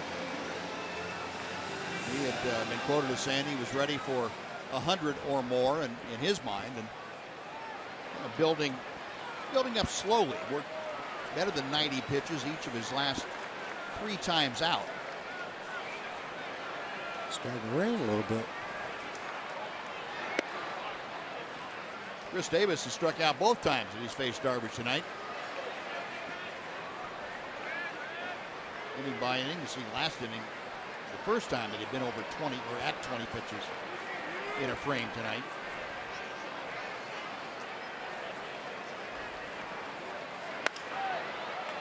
Moreland steps on first. Now they got Kim in a rundown. Moreland's trying to cut the angle down, and he gets the tag for the double play. So it goes 3-6-3 on the double play, and Side is retired. 1 run on the leadoff Adam Jones home run. 7th inning coming up in Baltimore. 2-0 Orioles.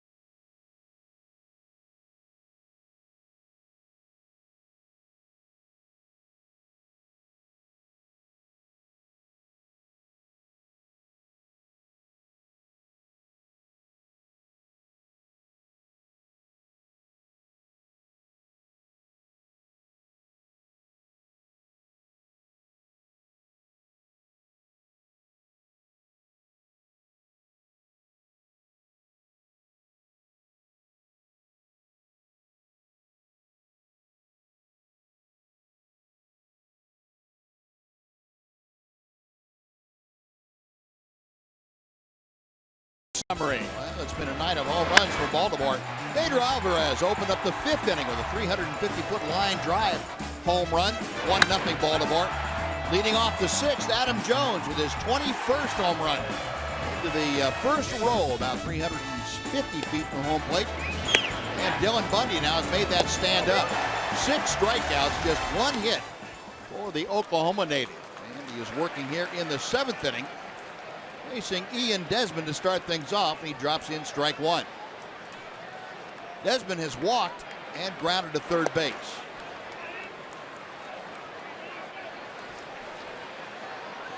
Elvis Andrus, the only base hit. That was a 2-out single in the 6th for the Rangers. Desmond now down in the count, 1-2.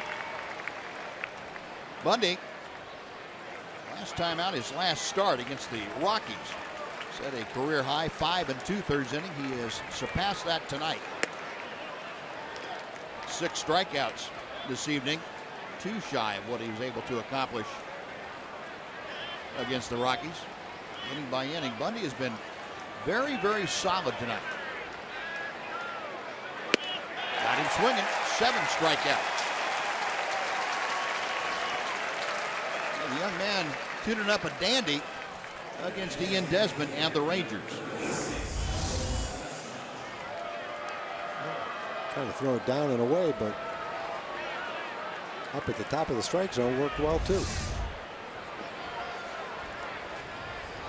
Here's Carlos Beltran. Carlos has struck out both times he's faced Bundy and pulls that first pitch right down to Chris Davis. 2 gone.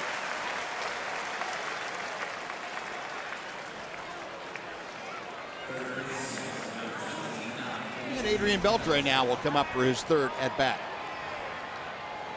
A little light rain continuing to fall here in Baltimore. The heavier storms look like they're going to hold off for an hour, hour and a half, maybe 2 hours. Shouldn't be any threat to the completion of this ball game unless we have to go into extra innings.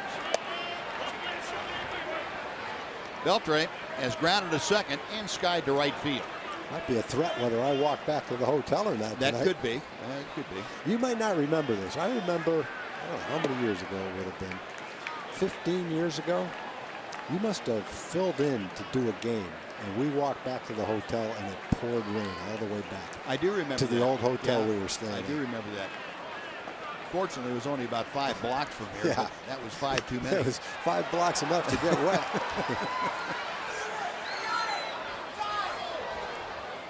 Yeah, that pretty much curtailed my walking back to the hotel.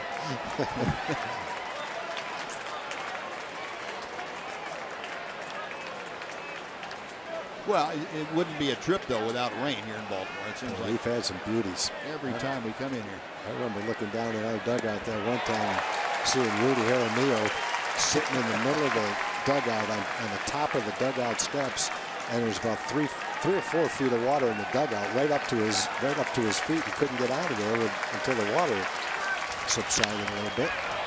Adrian Beltre ropes one to right field, going back as Trumbo up against the wall, makes the catch.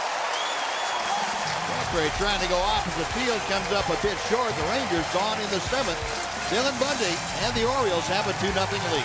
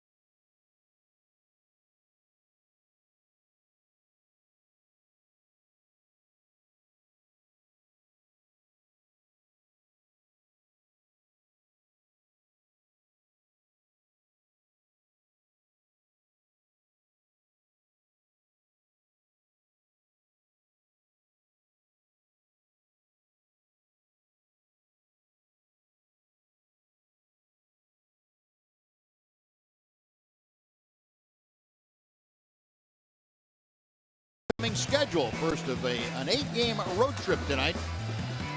2 more here in Baltimore through Thursday evening, and on to Houston, a big series down at Minute Maid Park Friday, Saturday, and Sunday. Then out to Denver for a couple, back home for 8. The Rockies, the Tigers, and the A's all visit the Globe Life Park in Arlington starting on the 10th. Get your tickets. That should be an exciting homestand. The newest Rangers on display, and hopefully the Rangers coming back off a very good road trip and to continue to increase their lead in the Western Division. Well, Mark Trumbo starting things off. Yu Darvish out for the 7th inning here tonight. Trumbo has struck out both times, and he has faced Yu Darvish in this ball game. Darvish with 9 strikeouts. He has just 1 walk. He's allowed 2 solo home runs. That's been all the scoring. And Trumbo hits a towering fly ball to left. It's going to stay in the ballpark, though. You see that marker just to the left of Jurickson profile, only 364 to that part of the field. And that's very conducive to home runs, which the Orioles hit better than anyone. So 1 out. Pedro Alvarez coming up. We're going to send back to Dana Larson for a Chevy game break.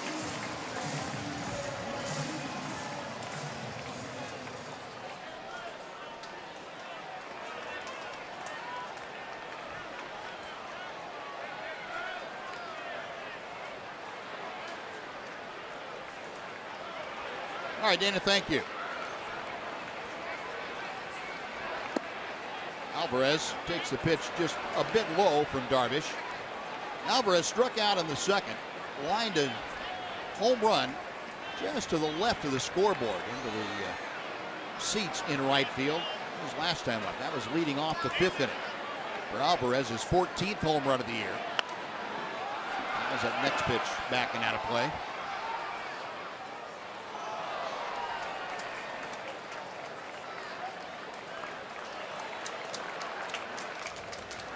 Brad Brock. Looks like we will see him in the 8th inning. And the way that Dylan Bundy's been throwing, that might be the best news the Rangers have had this evening. Yeah, Brock's an all-star, so it won't be a day at the beach, but the way Bundy's throwing, anything's better. Alvarez now finds himself down in the count, 1 ball and 2 strikes.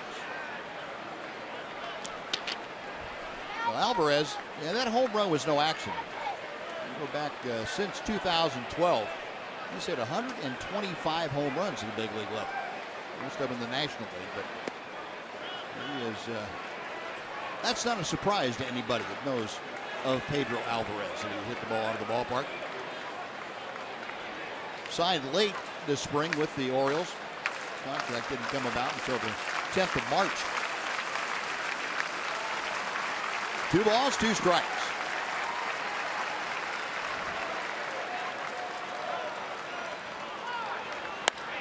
There's a drive to right. That's not a cheapie. That's headed toward Utah Street. It's 3-0 Baltimore.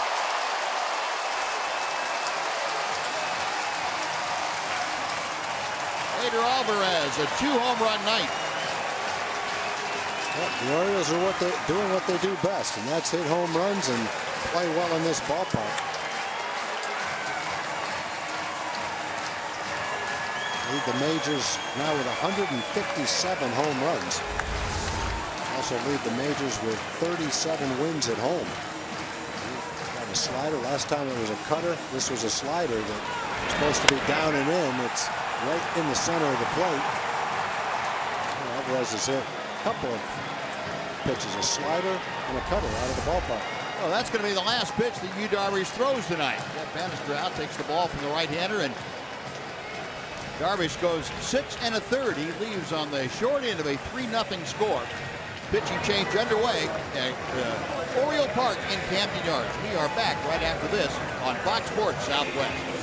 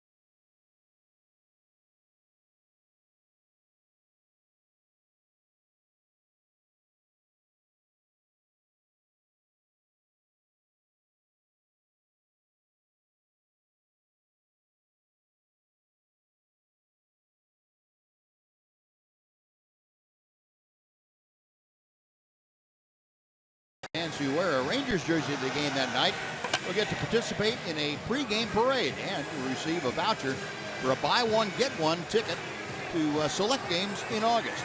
Plus, Texas Rangers retail locations are offering 15% off all Rangers jerseys from now until August 15th. Get your tickets for August 15th at TexasRangers.com. Now, Yu Darvish, 6 1/3 innings tonight, gives up 3 runs on 3 solo home runs. He is gone. And Dario Alvarez, the 27-year-old left-hander from Santo Domingo in the Dominican Republic. There's a breaking ball in for strike 1 to Matt Wieters. Darvish tonight, 1 walk, 9 strikeouts. Wieters drives one to right field. Back is Mazara. That ball is gone. Matt Wieters, the 4th solo home run of the night for the Orioles. It's 4-0.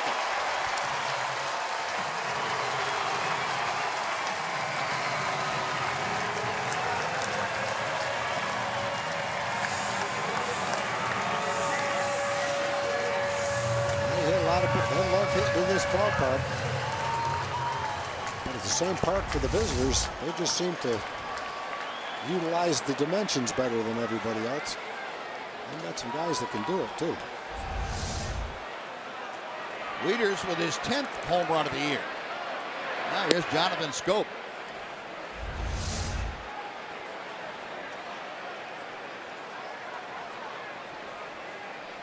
Wieters not trying to do anything other than drive that ball the other way, and he did.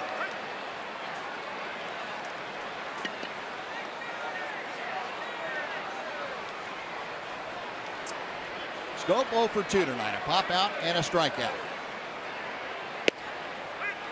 And Alvarez able to nail the outside corner a couple of pitches in a row. It's 1-2.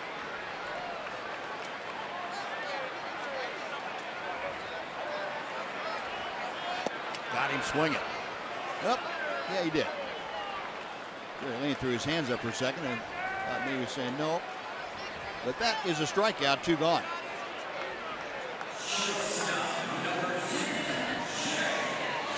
Dario Alvarez, part of that 3-player trade with the Atlanta Braves that brought last Sunday's starter, Lucas Harrell, from Atlanta.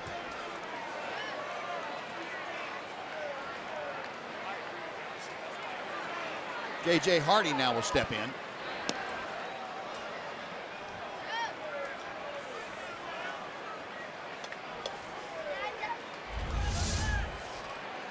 Jonathan Lucroy. Problem of facing new pitchers, even though you might have seen them pitch before, probably haven't tried to catch them too often. That, fastball tailing back. Lucroy right on the heel of the glove. Might have been a cross-up too, the way he reacted to it.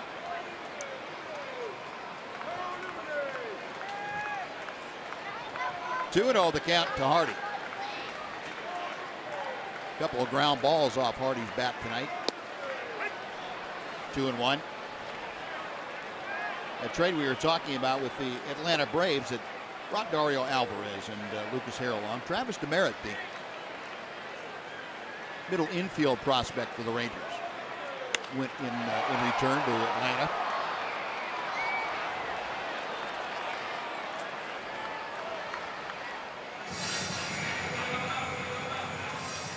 Dylan Bundy, by all appearances, probably is finished for tonight. Brad Brock ready in the bullpen for the Orioles.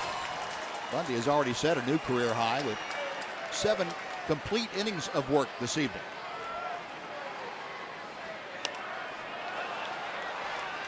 Kind of an awkward swing, and it's back and out of play. Still 2-2.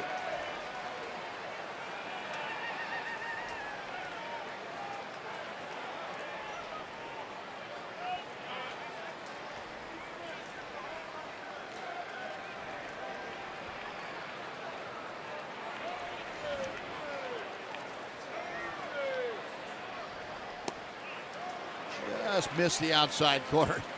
Alvarez trying to coaxed Jerry Lane into throwing that right hand up. The veteran umpire wouldn't do it.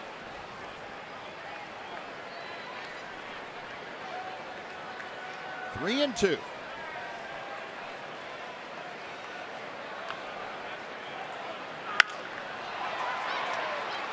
Elvis with a backhand fires a strike, and that'll do it. But back-to-back solo home runs, Alvarez and Wieters. Two more on the boards for the Orioles. We're going to the 8th inning, 4-0 Baltimore.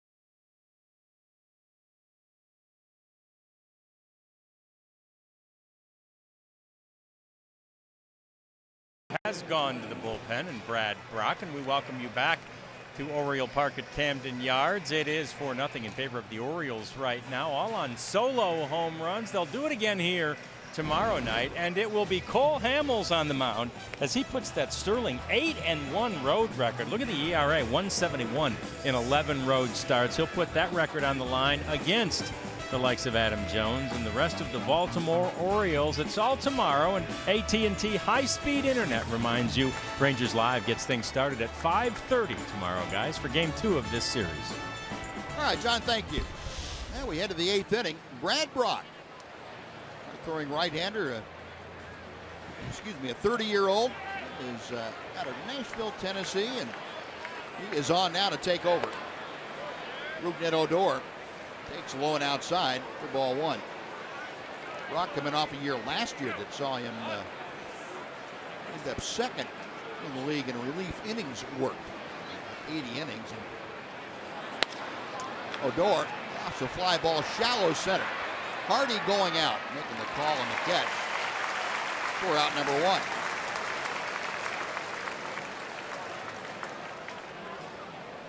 Brock, who played his college ball at Monmouth University in New Jersey. Nolan Reimold has come into the ballgame to take over in right field. Mark Trumbo out for a defensive replacement.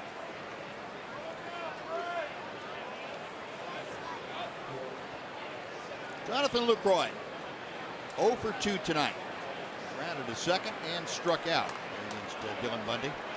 Bundy with 7 strikeouts and 7 innings of work this evening. 7 shutout innings for the young right-hander. He allowed just 1 hit and 1 walk.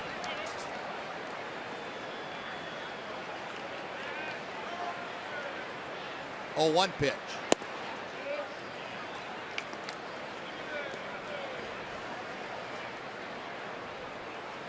Lucroy, as we mentioned, a .299 average coming over from Milwaukee. 13 home runs, 50 RBI. Takes that pitch a little bit low, and it's 2-1. Brock last year, 89 strikeouts and 79 innings. A little over 10 strikeouts per 9 innings of work. And he misses outside with ball 3. LUCROY trying to get aboard here with one out. Nomar Mazara, major right fielder, is in the on-deck circle.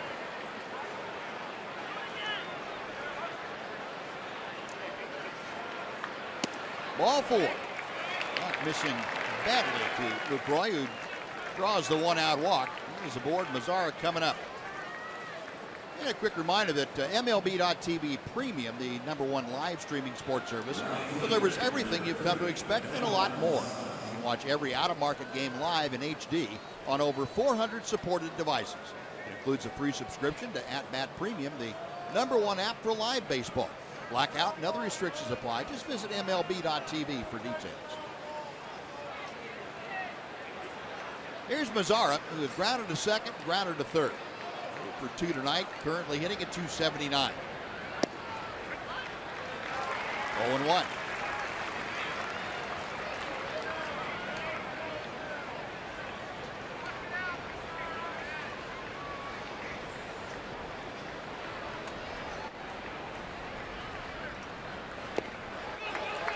Pitch, a swinging strike, and gets away from Wieters. I don't know whether Wieters didn't know where it was or thought it was a foul tip. Jerry Lane just signaling a swing and a miss, and not anything of a foul nature. I think they're wondering whether it hit his foot, whether it hit Mazara's foot. Looked like it did. Yeah, sure does, doesn't it?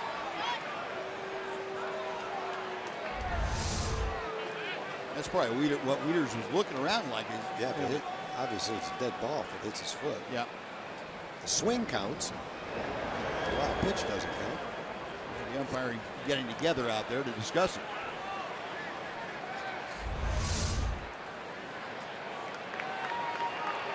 It looked like the ball got redirected, but you know, it's also got a lot of spin on it. So when it hits the ground, it's going to come back the other way just because of the spin too. And there's little grooves in the dirt from the cleats that the hitters have, so could have hit anything and come back like that. Very difficult to tell. That'd be interesting. Now, I don't know if that's a challengeable play once it was swung at. I know of it being hit by a pitch. Yeah, you would think that would be too. You would think so, but it's going to be. Jerry Lane's going to say, wait a minute now, you better think this over. Hunter Wendelstedt coming down the line from third, going to confer with him.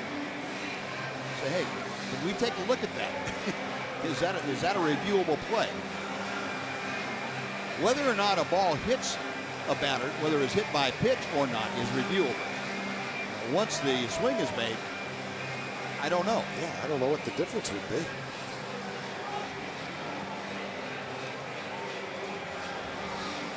But they're not hustling over to look at the video review. I think they're in the same quandary. So I guess we're all going to find out what that is.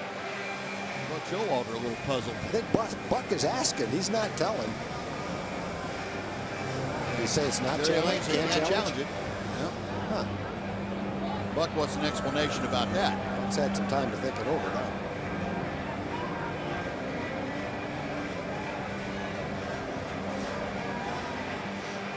Jerry Lane, you can read his lips, said hit by pitch, which it wasn't. I think he's telling Buck the same thing we just talked about, Tom, is that if it's a hit by pitch, you can challenge it. Yeah. Whether there was contact or not. Once the swing is made, that rules out a hit by pitch. It's not a hit by pitch. Send it back to the Rules Committee. That's right. We need a clarification. Well, here's what they would have looked at. You make the determination home. Ball bounces and it looked. Yeah, to veer that far off, it must have hit something. Yeah, had to have hit his foot. It would come back a little bit because of the spin, but not that much. It never gets to Wieters, so it couldn't have glanced off any of his equipment. And Buck going to continue the conversation.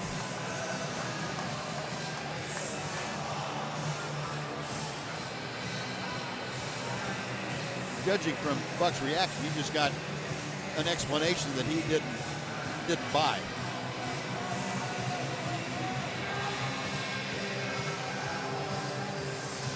Must have said to him, if you swing, it's not reviewable. Well, no, here they come. Now they're going to review it. But I saw Buck walking off satisfied. But he's walking off satisfied because they're going to review it. So they'll let replay command center back in New York decide it for him. And I think what they would ask is, the folks back in the replay command center, is that a reviewable play? Yeah. And if they get the answer back no, then they will go without it. Now Ford bringing you this Orioles challenge, calling the field wild pitch. And what Buck Showalter is saying is that he felt it was a challengeable play, whether the ball hit Nomar Mazara after he swung at it and created that wild pitch. As soon as, if indeed did hit Nomar, as soon as he swung at it, it becomes a dead ball, as Tom told you.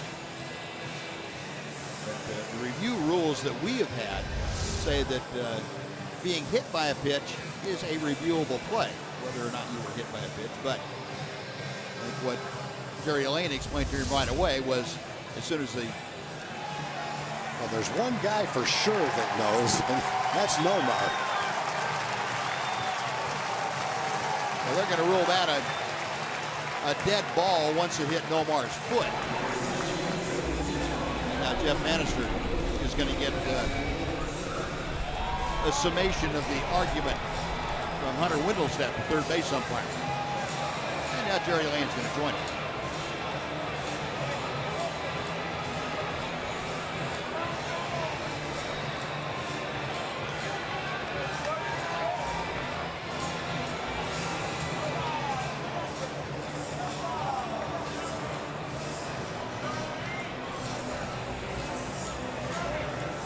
So, much ado about a wild pitch dead ball, and it's going to be ruled a dead ball. So that's where we stand with that. The count is 0-2. Jonathan Lucroy back to first base. We will resume play after that short interlude. Whether argumentation, whether it was reviewable or not, it looks like it was the right call. Yeah. Right? Yeah. Evidently it was reviewable. Now the 0-2. Base hit to right field. Get the base hit instead. Well, Lucroy going to pull in at second. He thought about making the turn and heading to third, but with the club down by 4 runs, he thought better of it. 1-run game, tie game, ahead by a run, whatever. He would have gone to third, but under the circumstances, it's worth no risk going to third.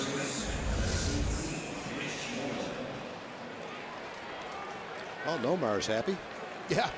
Got himself a base hit. Of course, I guess if he got the base hit with a man on second, would have had an RBI. Yeah, if there had been a man on second, then Chris Davis would have not been holding the bank. Good point. Good point. So, anyway. So then he is really happy. So, 2 on with 1 out. And here's Mitch Moreland. Bringing a bomb right Yeah, here. I was just thinking that. Yeah. Mitch would be the guy of late. 18 home runs for the year, but 7 of them in the month of July. 5 in the last week. 46 runs driven in for the Ranger first baseman.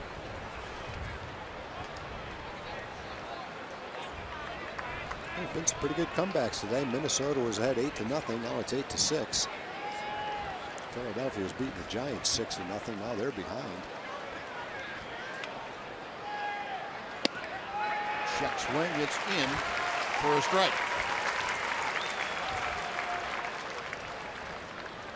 Rangers finally, for the first time tonight, have a runner in scoring position. They have found this very comfortable hitting this year. They're second in the American League, the .284 team average. Mitch had his pitch there to work with and fouled it back. 1 ball and 2 strikes.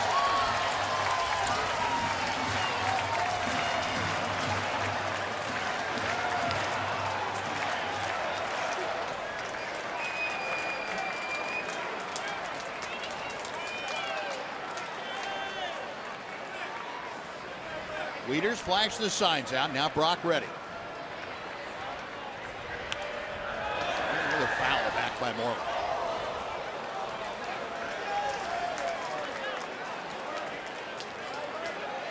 Keone Kellen loosening in that Ranger bullpen.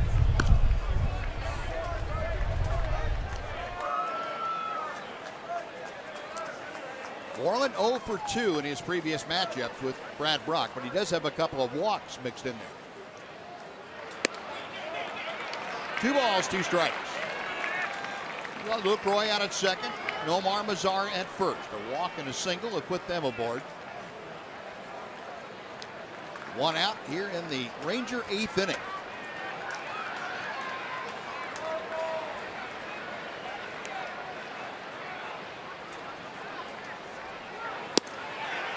Just off the outside corner. Rock trying to bring that pitch in the back door and missed. Full count to Moreland. Now Mitch hitting 8th, bidding to get on base and bring the tying run to the plate. That would be Elvis Andrus in the on-deck circle.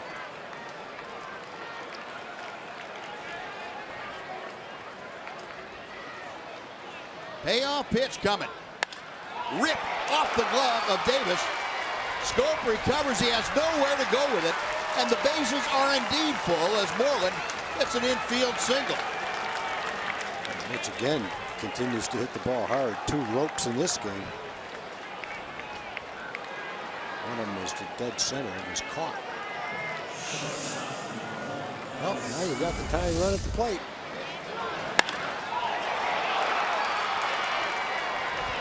Well, the Rangers doing what they've needed to do in this inning. They have put the men on. They have the tying run at the plate. Elvis coming up. Chris Davis almost had that thing tear his arm off. Then came up a little bit. Elvis 1 for 2 tonight. Strike 1. Andrus, one of the best in the league hitting with runners in scoring position. He's 5 for his last, or he's a 500 hitter, I should say, in these situations lately. 10 for his last 20. And that goes back to June 24th. Overall, Elvis is 3rd in the league, hitting at .372. LUCROY at 3rd. Mazara out at first, or second, I should say, and Moreland at first. 1 and 2. Like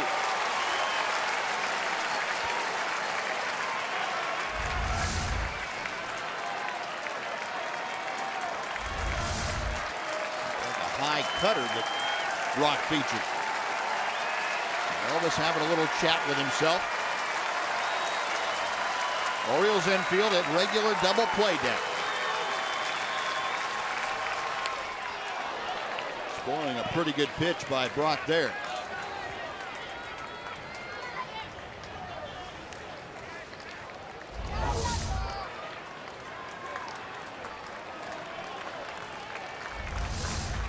That was the best of a defensive swing. Yeah, got you a chance to do it again, though.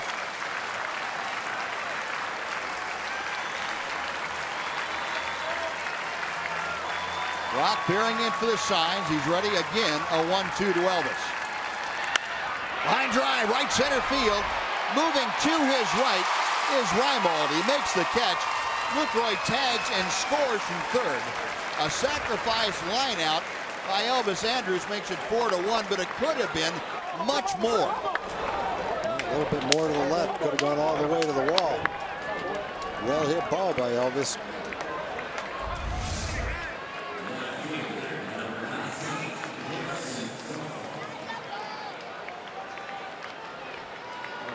Ripping this ball toward right center field. Part of the deal about having short foul lines, short distances down the foul lines, is the outfielders play a little more toward the alleys. They don't worry because the corners are not that deep.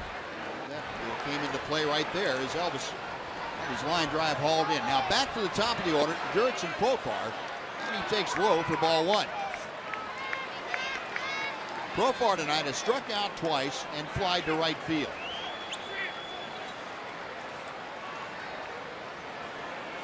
Showalter a little uneasy on that Orioles bench at the moment. Mazara at second, Moreland at first. Profar takes the pitch low and inside. 2 balls, no strikes. The Orioles have action out in their bullpen.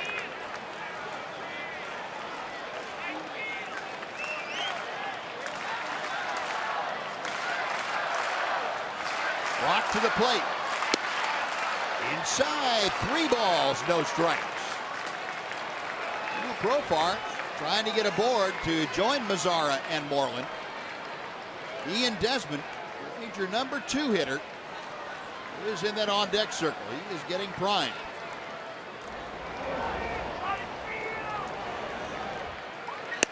Three and 1. He's starting to pick up in intensity just a bit. Breeze has turned around. It's coming in out of the north. Aaron O'Day in the Orioles bullpen is ready if needed. 3 and 2.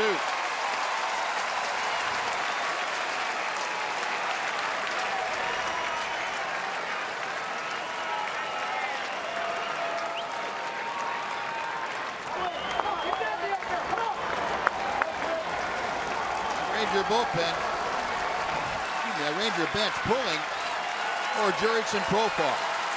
3 and 2, 2 outs. Runners will be on the move. Rock to the plate. Fouled out of play. Will reset and try it again.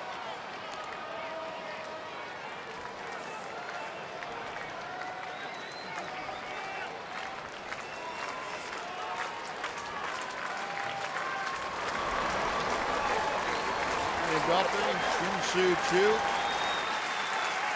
focused on the at-bat by Profar. Rock to the plate. Inside and low, ball 4, and that'll load him up for Ian Desmond, and it brings Buck Showalter bouncing out of the Oriole dugout, and he wants Darren O'Day to come in. Well, Brad Brock entered the ball game with a 4-0 lead. He gave up a walk, 2 singles, a sacrifice lineout, and another walk to reload the bases, and that will do it. Darren O'Day coming in with the bases full. Rangers down by 3. We'll take a timeout for this pitching change. We're back right after this.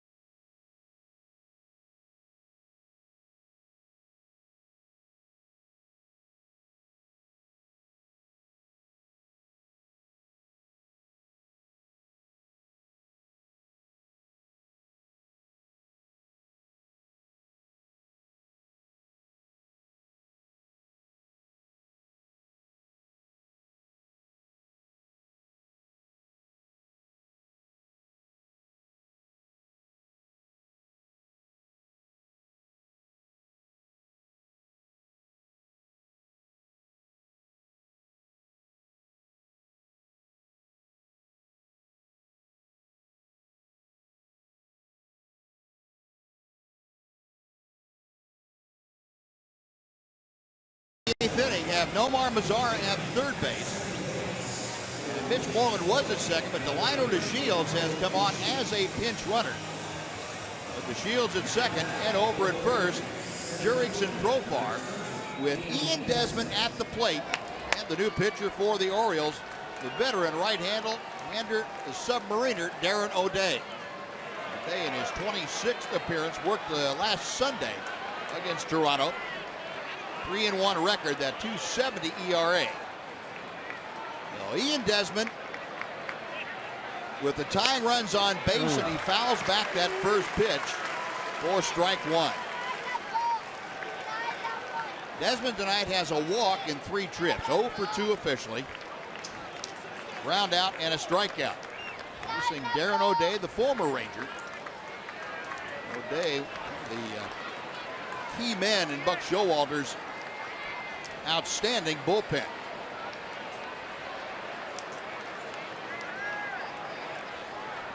From down under, deals just off the outside corner.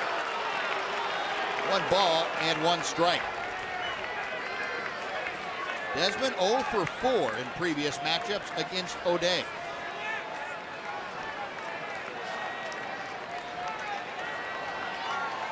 Majors trailing 4-1. Tying run is at first, the go-ahead run at the plate.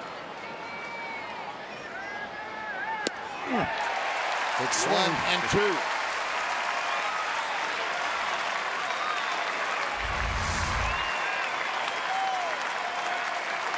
That one stayed in too. That one never got out there where O'Day wanted it. Most hanging sliders hang up high. That one hung inside. Yeah.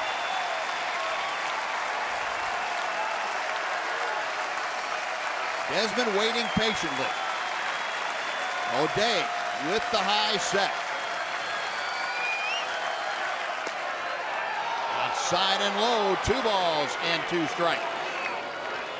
That's tough to lay off that pitch. It wasn't a strike. It was a good one to lay off of, but it's hard when you've got 2 strikes. Pitch that close. Good eye right there by Ian. Ian Desmond has gone 1 for his last 14 times to the plate when the runners in scoring position. He's got some big ones out there right now. 2 and 2 the count. Outside, 3 and 2. Desmond eyeballing within millimeters. And he has run the count full, so the runners will have the advantage of being off and moving with the next pitch. If Desmond extends his 8th inning, Carlos Beltran will follow.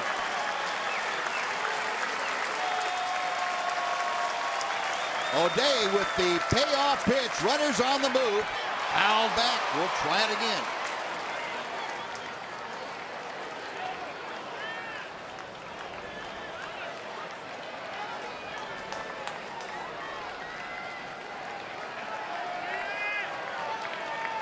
Desmond, a 3-0-2 hitter, facing the veteran Darren O'Day.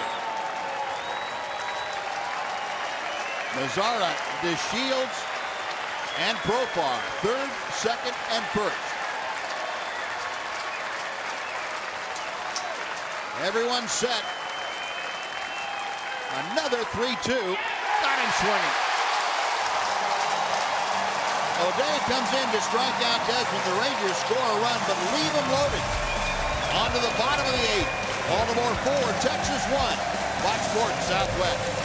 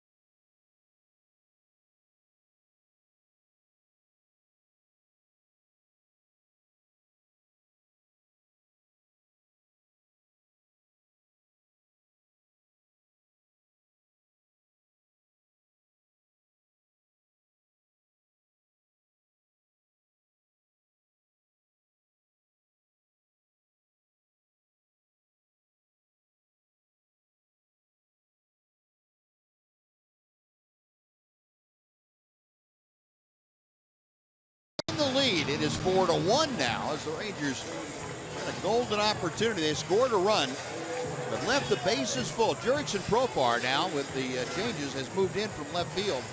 He will take over at first. Remaining in the ballgame, Delino DeShields, who pinch ran for Mitch Moreland in that 8th inning.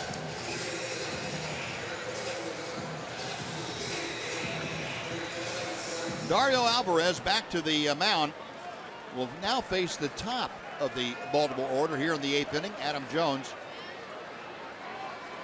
The Jones, Kim, and Machado first three. A breaking ball to Jones down at his shoe tops. Adam Jones 2 for 3 this evening. Had a first inning single. In the 6th inning, he led off with his 21st home run of the year. One row back into the seats in left field. That was off of Yu Darvish. A good breaking ball. That's Alvarez stock and trade, that hard, sharp slider. Has enough fastball to make that stand up. Yeah. 93, 94. Leaders hit the fastball away. He hit a line drive to right field, just carried out of the ballpark. That slider's definite weapon.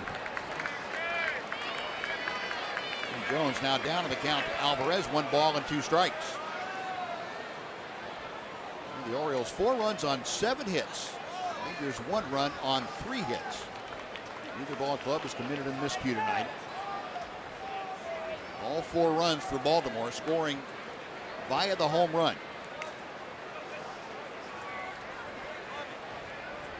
Alvarez to the plate. Got him swinging. Good breaking ball as Alvarez strikes out Adam Jones. Second strikeout for Alvarez. Our AT&T high-speed internet replay. Pedro Alvarez, his first home run off Yu Darvish. A low line drive. Next one, he got a breaking ball that stayed up, and he drove it up. Out and gone. High-speed shots from Pedro Alvarez tonight.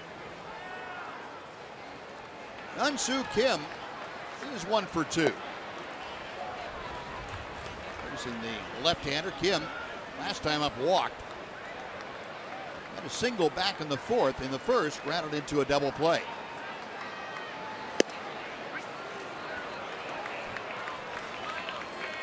One ball and 1 strike.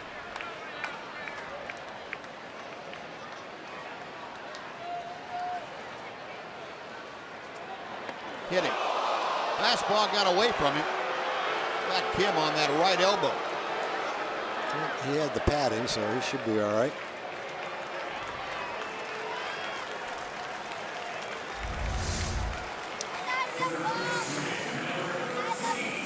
Might have hit him above the pad, though. Would have helped if it hit the pad, but it hit above it. Bet he has padding there tomorrow. Might have an extension. No, 1 on, 1 out. Manny Machado, who is 1 for 3, will step in.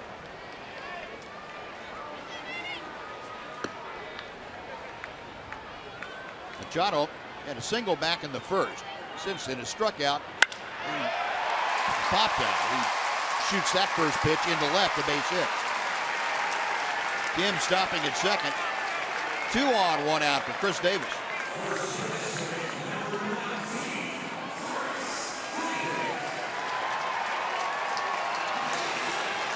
One thing you can believe for the Orioles, they're not going to wait around. They get up there to swing the bat, every single one of them.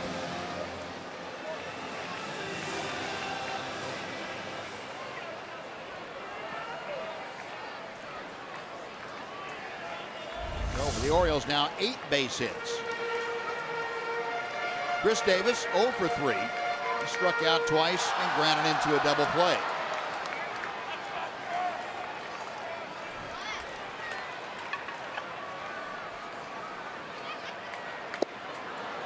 Nothing and 1. Saw Doug Brocail making that call down to the Ranger bullpen. Get some action going here in this 8th inning.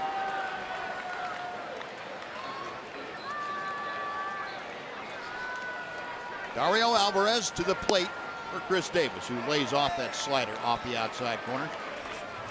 Keone Kela now loosening in the Ranger bullpen. Up before, it won't take him very long to get ready if he's needed. 2-1.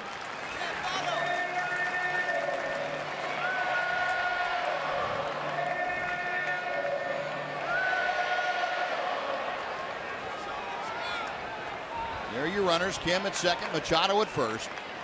Rangers in that overshift. 2-2 to Chris Davis.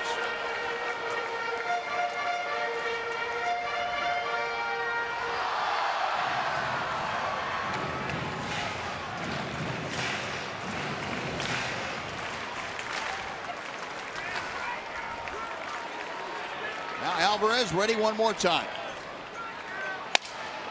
Broken bat roller, that's going to go through into left field. One run coming around to score as Kim crosses home plate on to third of Manny Machado. A broken bat roller through the shortstop hole by Chris Davis. Drives home a run. It makes it a 5-1 Baltimore lead. That's the ultimate hit into the shift. A slider right off the end of the bat and just dribbled it. Pitch is 8 inches outside, broke the bat in half. All that's left is about 6 inches of the handle, and it stops rolling practically before it gets to the line, out left field. But it's still an RBI. Hit batter comes around to score. Judd Brocail going to make a quick trip out to talk with Dario Alvarez and Jonathan LUCROY. Noah Reimel will be at bat for his first time. He came in defensively for Mark Trumbo. So he's going to get the at bat in this inning against the left-hander. Reimel, the .242 hitter with 5 home runs and 13 driven in.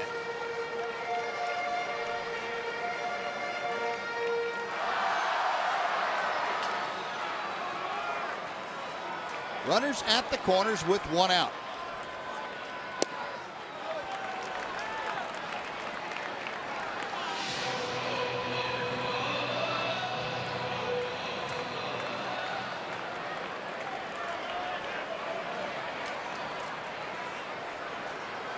Alvarez back to Reimold. 1-1 after the foul ball.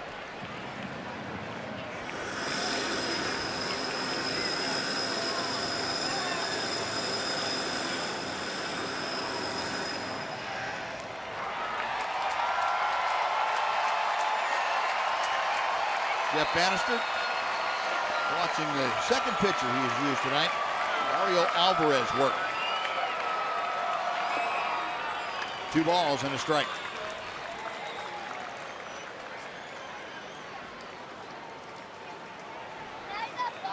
Nolan Reimold earlier this year against the Rangers. Got the 300th hit of his career. That was back on April 15th. Part of that first series down at Grove Life Park saw the Rangers take 2 out of 3. Double play ground ball to Beltran. Odor back to Profar. Round the horn go the Rangers. The double play ends the 8th. And Baltimore comes up with a run on 2 hits. They leave 1. We're going to the 9th inning. Orioles 5, Rangers 1.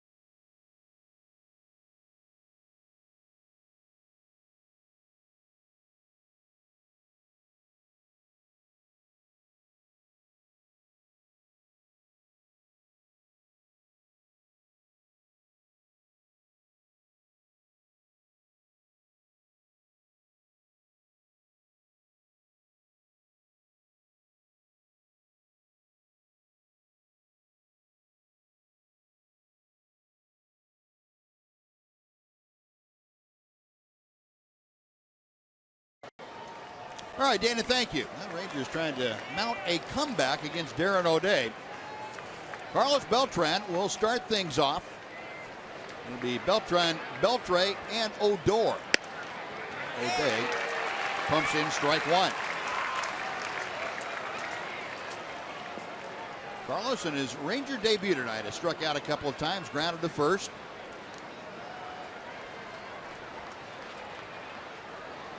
Rangers just 3 hits tonight. A little bit low. Rangers did put 2 hits and 2 walks together in the 8th inning. It was against the combination of Brad Brock and Darren O'Day, but only got 1 run out of it.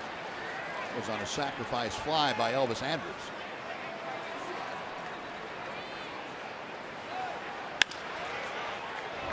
Scope, the second baseman. 1 gone.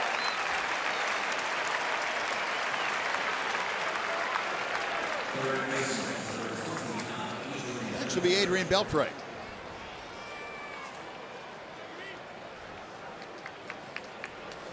Adrian tonight 0 for 3, 2 fly balls to right and a ground ball to second.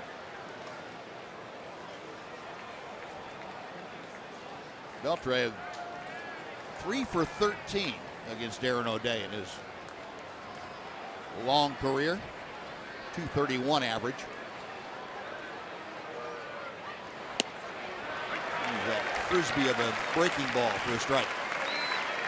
Well, we got a chance to watch Darren a lot with the Rangers. Got a pretty good idea what he's doing out there. He loves to get ahead with 2 strikes and then throw the high fastball up and away. Generally not a strike. Generally gets you to swing at it. There's a chopper foul. So 0-2. We'll see if he follows your designs, Tom. Yeah, let's see. That was a fastball there. He might throw him a sweeping slider and then follow it up with that high fastball. He's had a nice career. Still remember the first day he joined the Rangers. That was in Toronto, wasn't it? That's right. Yeah, sure was.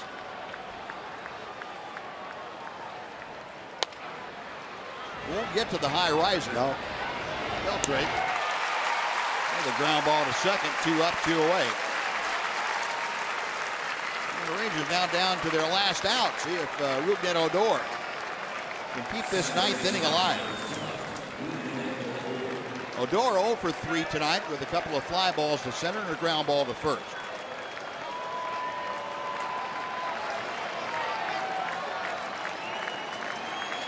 Rougned 0 for 3 against O'Day.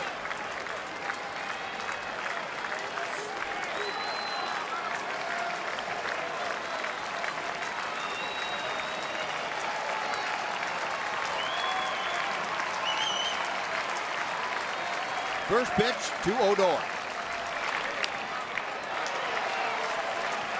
Again, you're talking about Tom back in 2009. Just came over from the New York Mets to the Rangers. And Ron Washington, the skipper, then met him out on the mound and shook hands with him for the first time. Didn't he give up? I think he gave up a sacrifice fly to lose the game, if I remember. I believe so. Yeah, didn't have the right jersey for him. 0-1 pitch. I think it was Casey Gabbert's jersey that he had. That's right.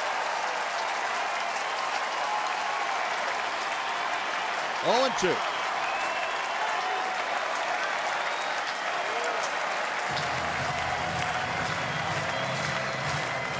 The Rangers need some kind of miraculous comeback here, down to their last strike to prevent the 4-game winning streak from coming to an end. Way inside. Odor dancing out of the way. 1 ball, 2 strikes.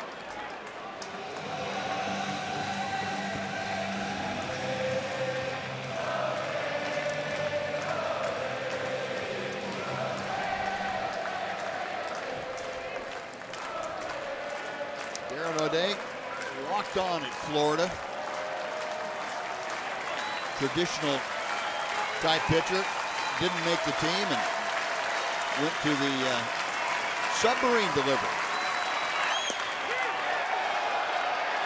Call, strike 3. Jerry Lane going with the left hand. Couldn't get the right hand out of his pocket. And Darren O'Day closes out the Rangers, retiring all 4 men that he faced here tonight. And the Orioles have defeated Texas by a 5-1 count. Darren O'Day gets the save in this ball game. 5-1 the final. And Dylan Bundy gets the win. 23-year-old spinning a dandy. 7 shutout innings tonight for the W. So the Ranger 4-game winning streak comes to an end. They'll try to start one anew tomorrow night. 5-1 the final.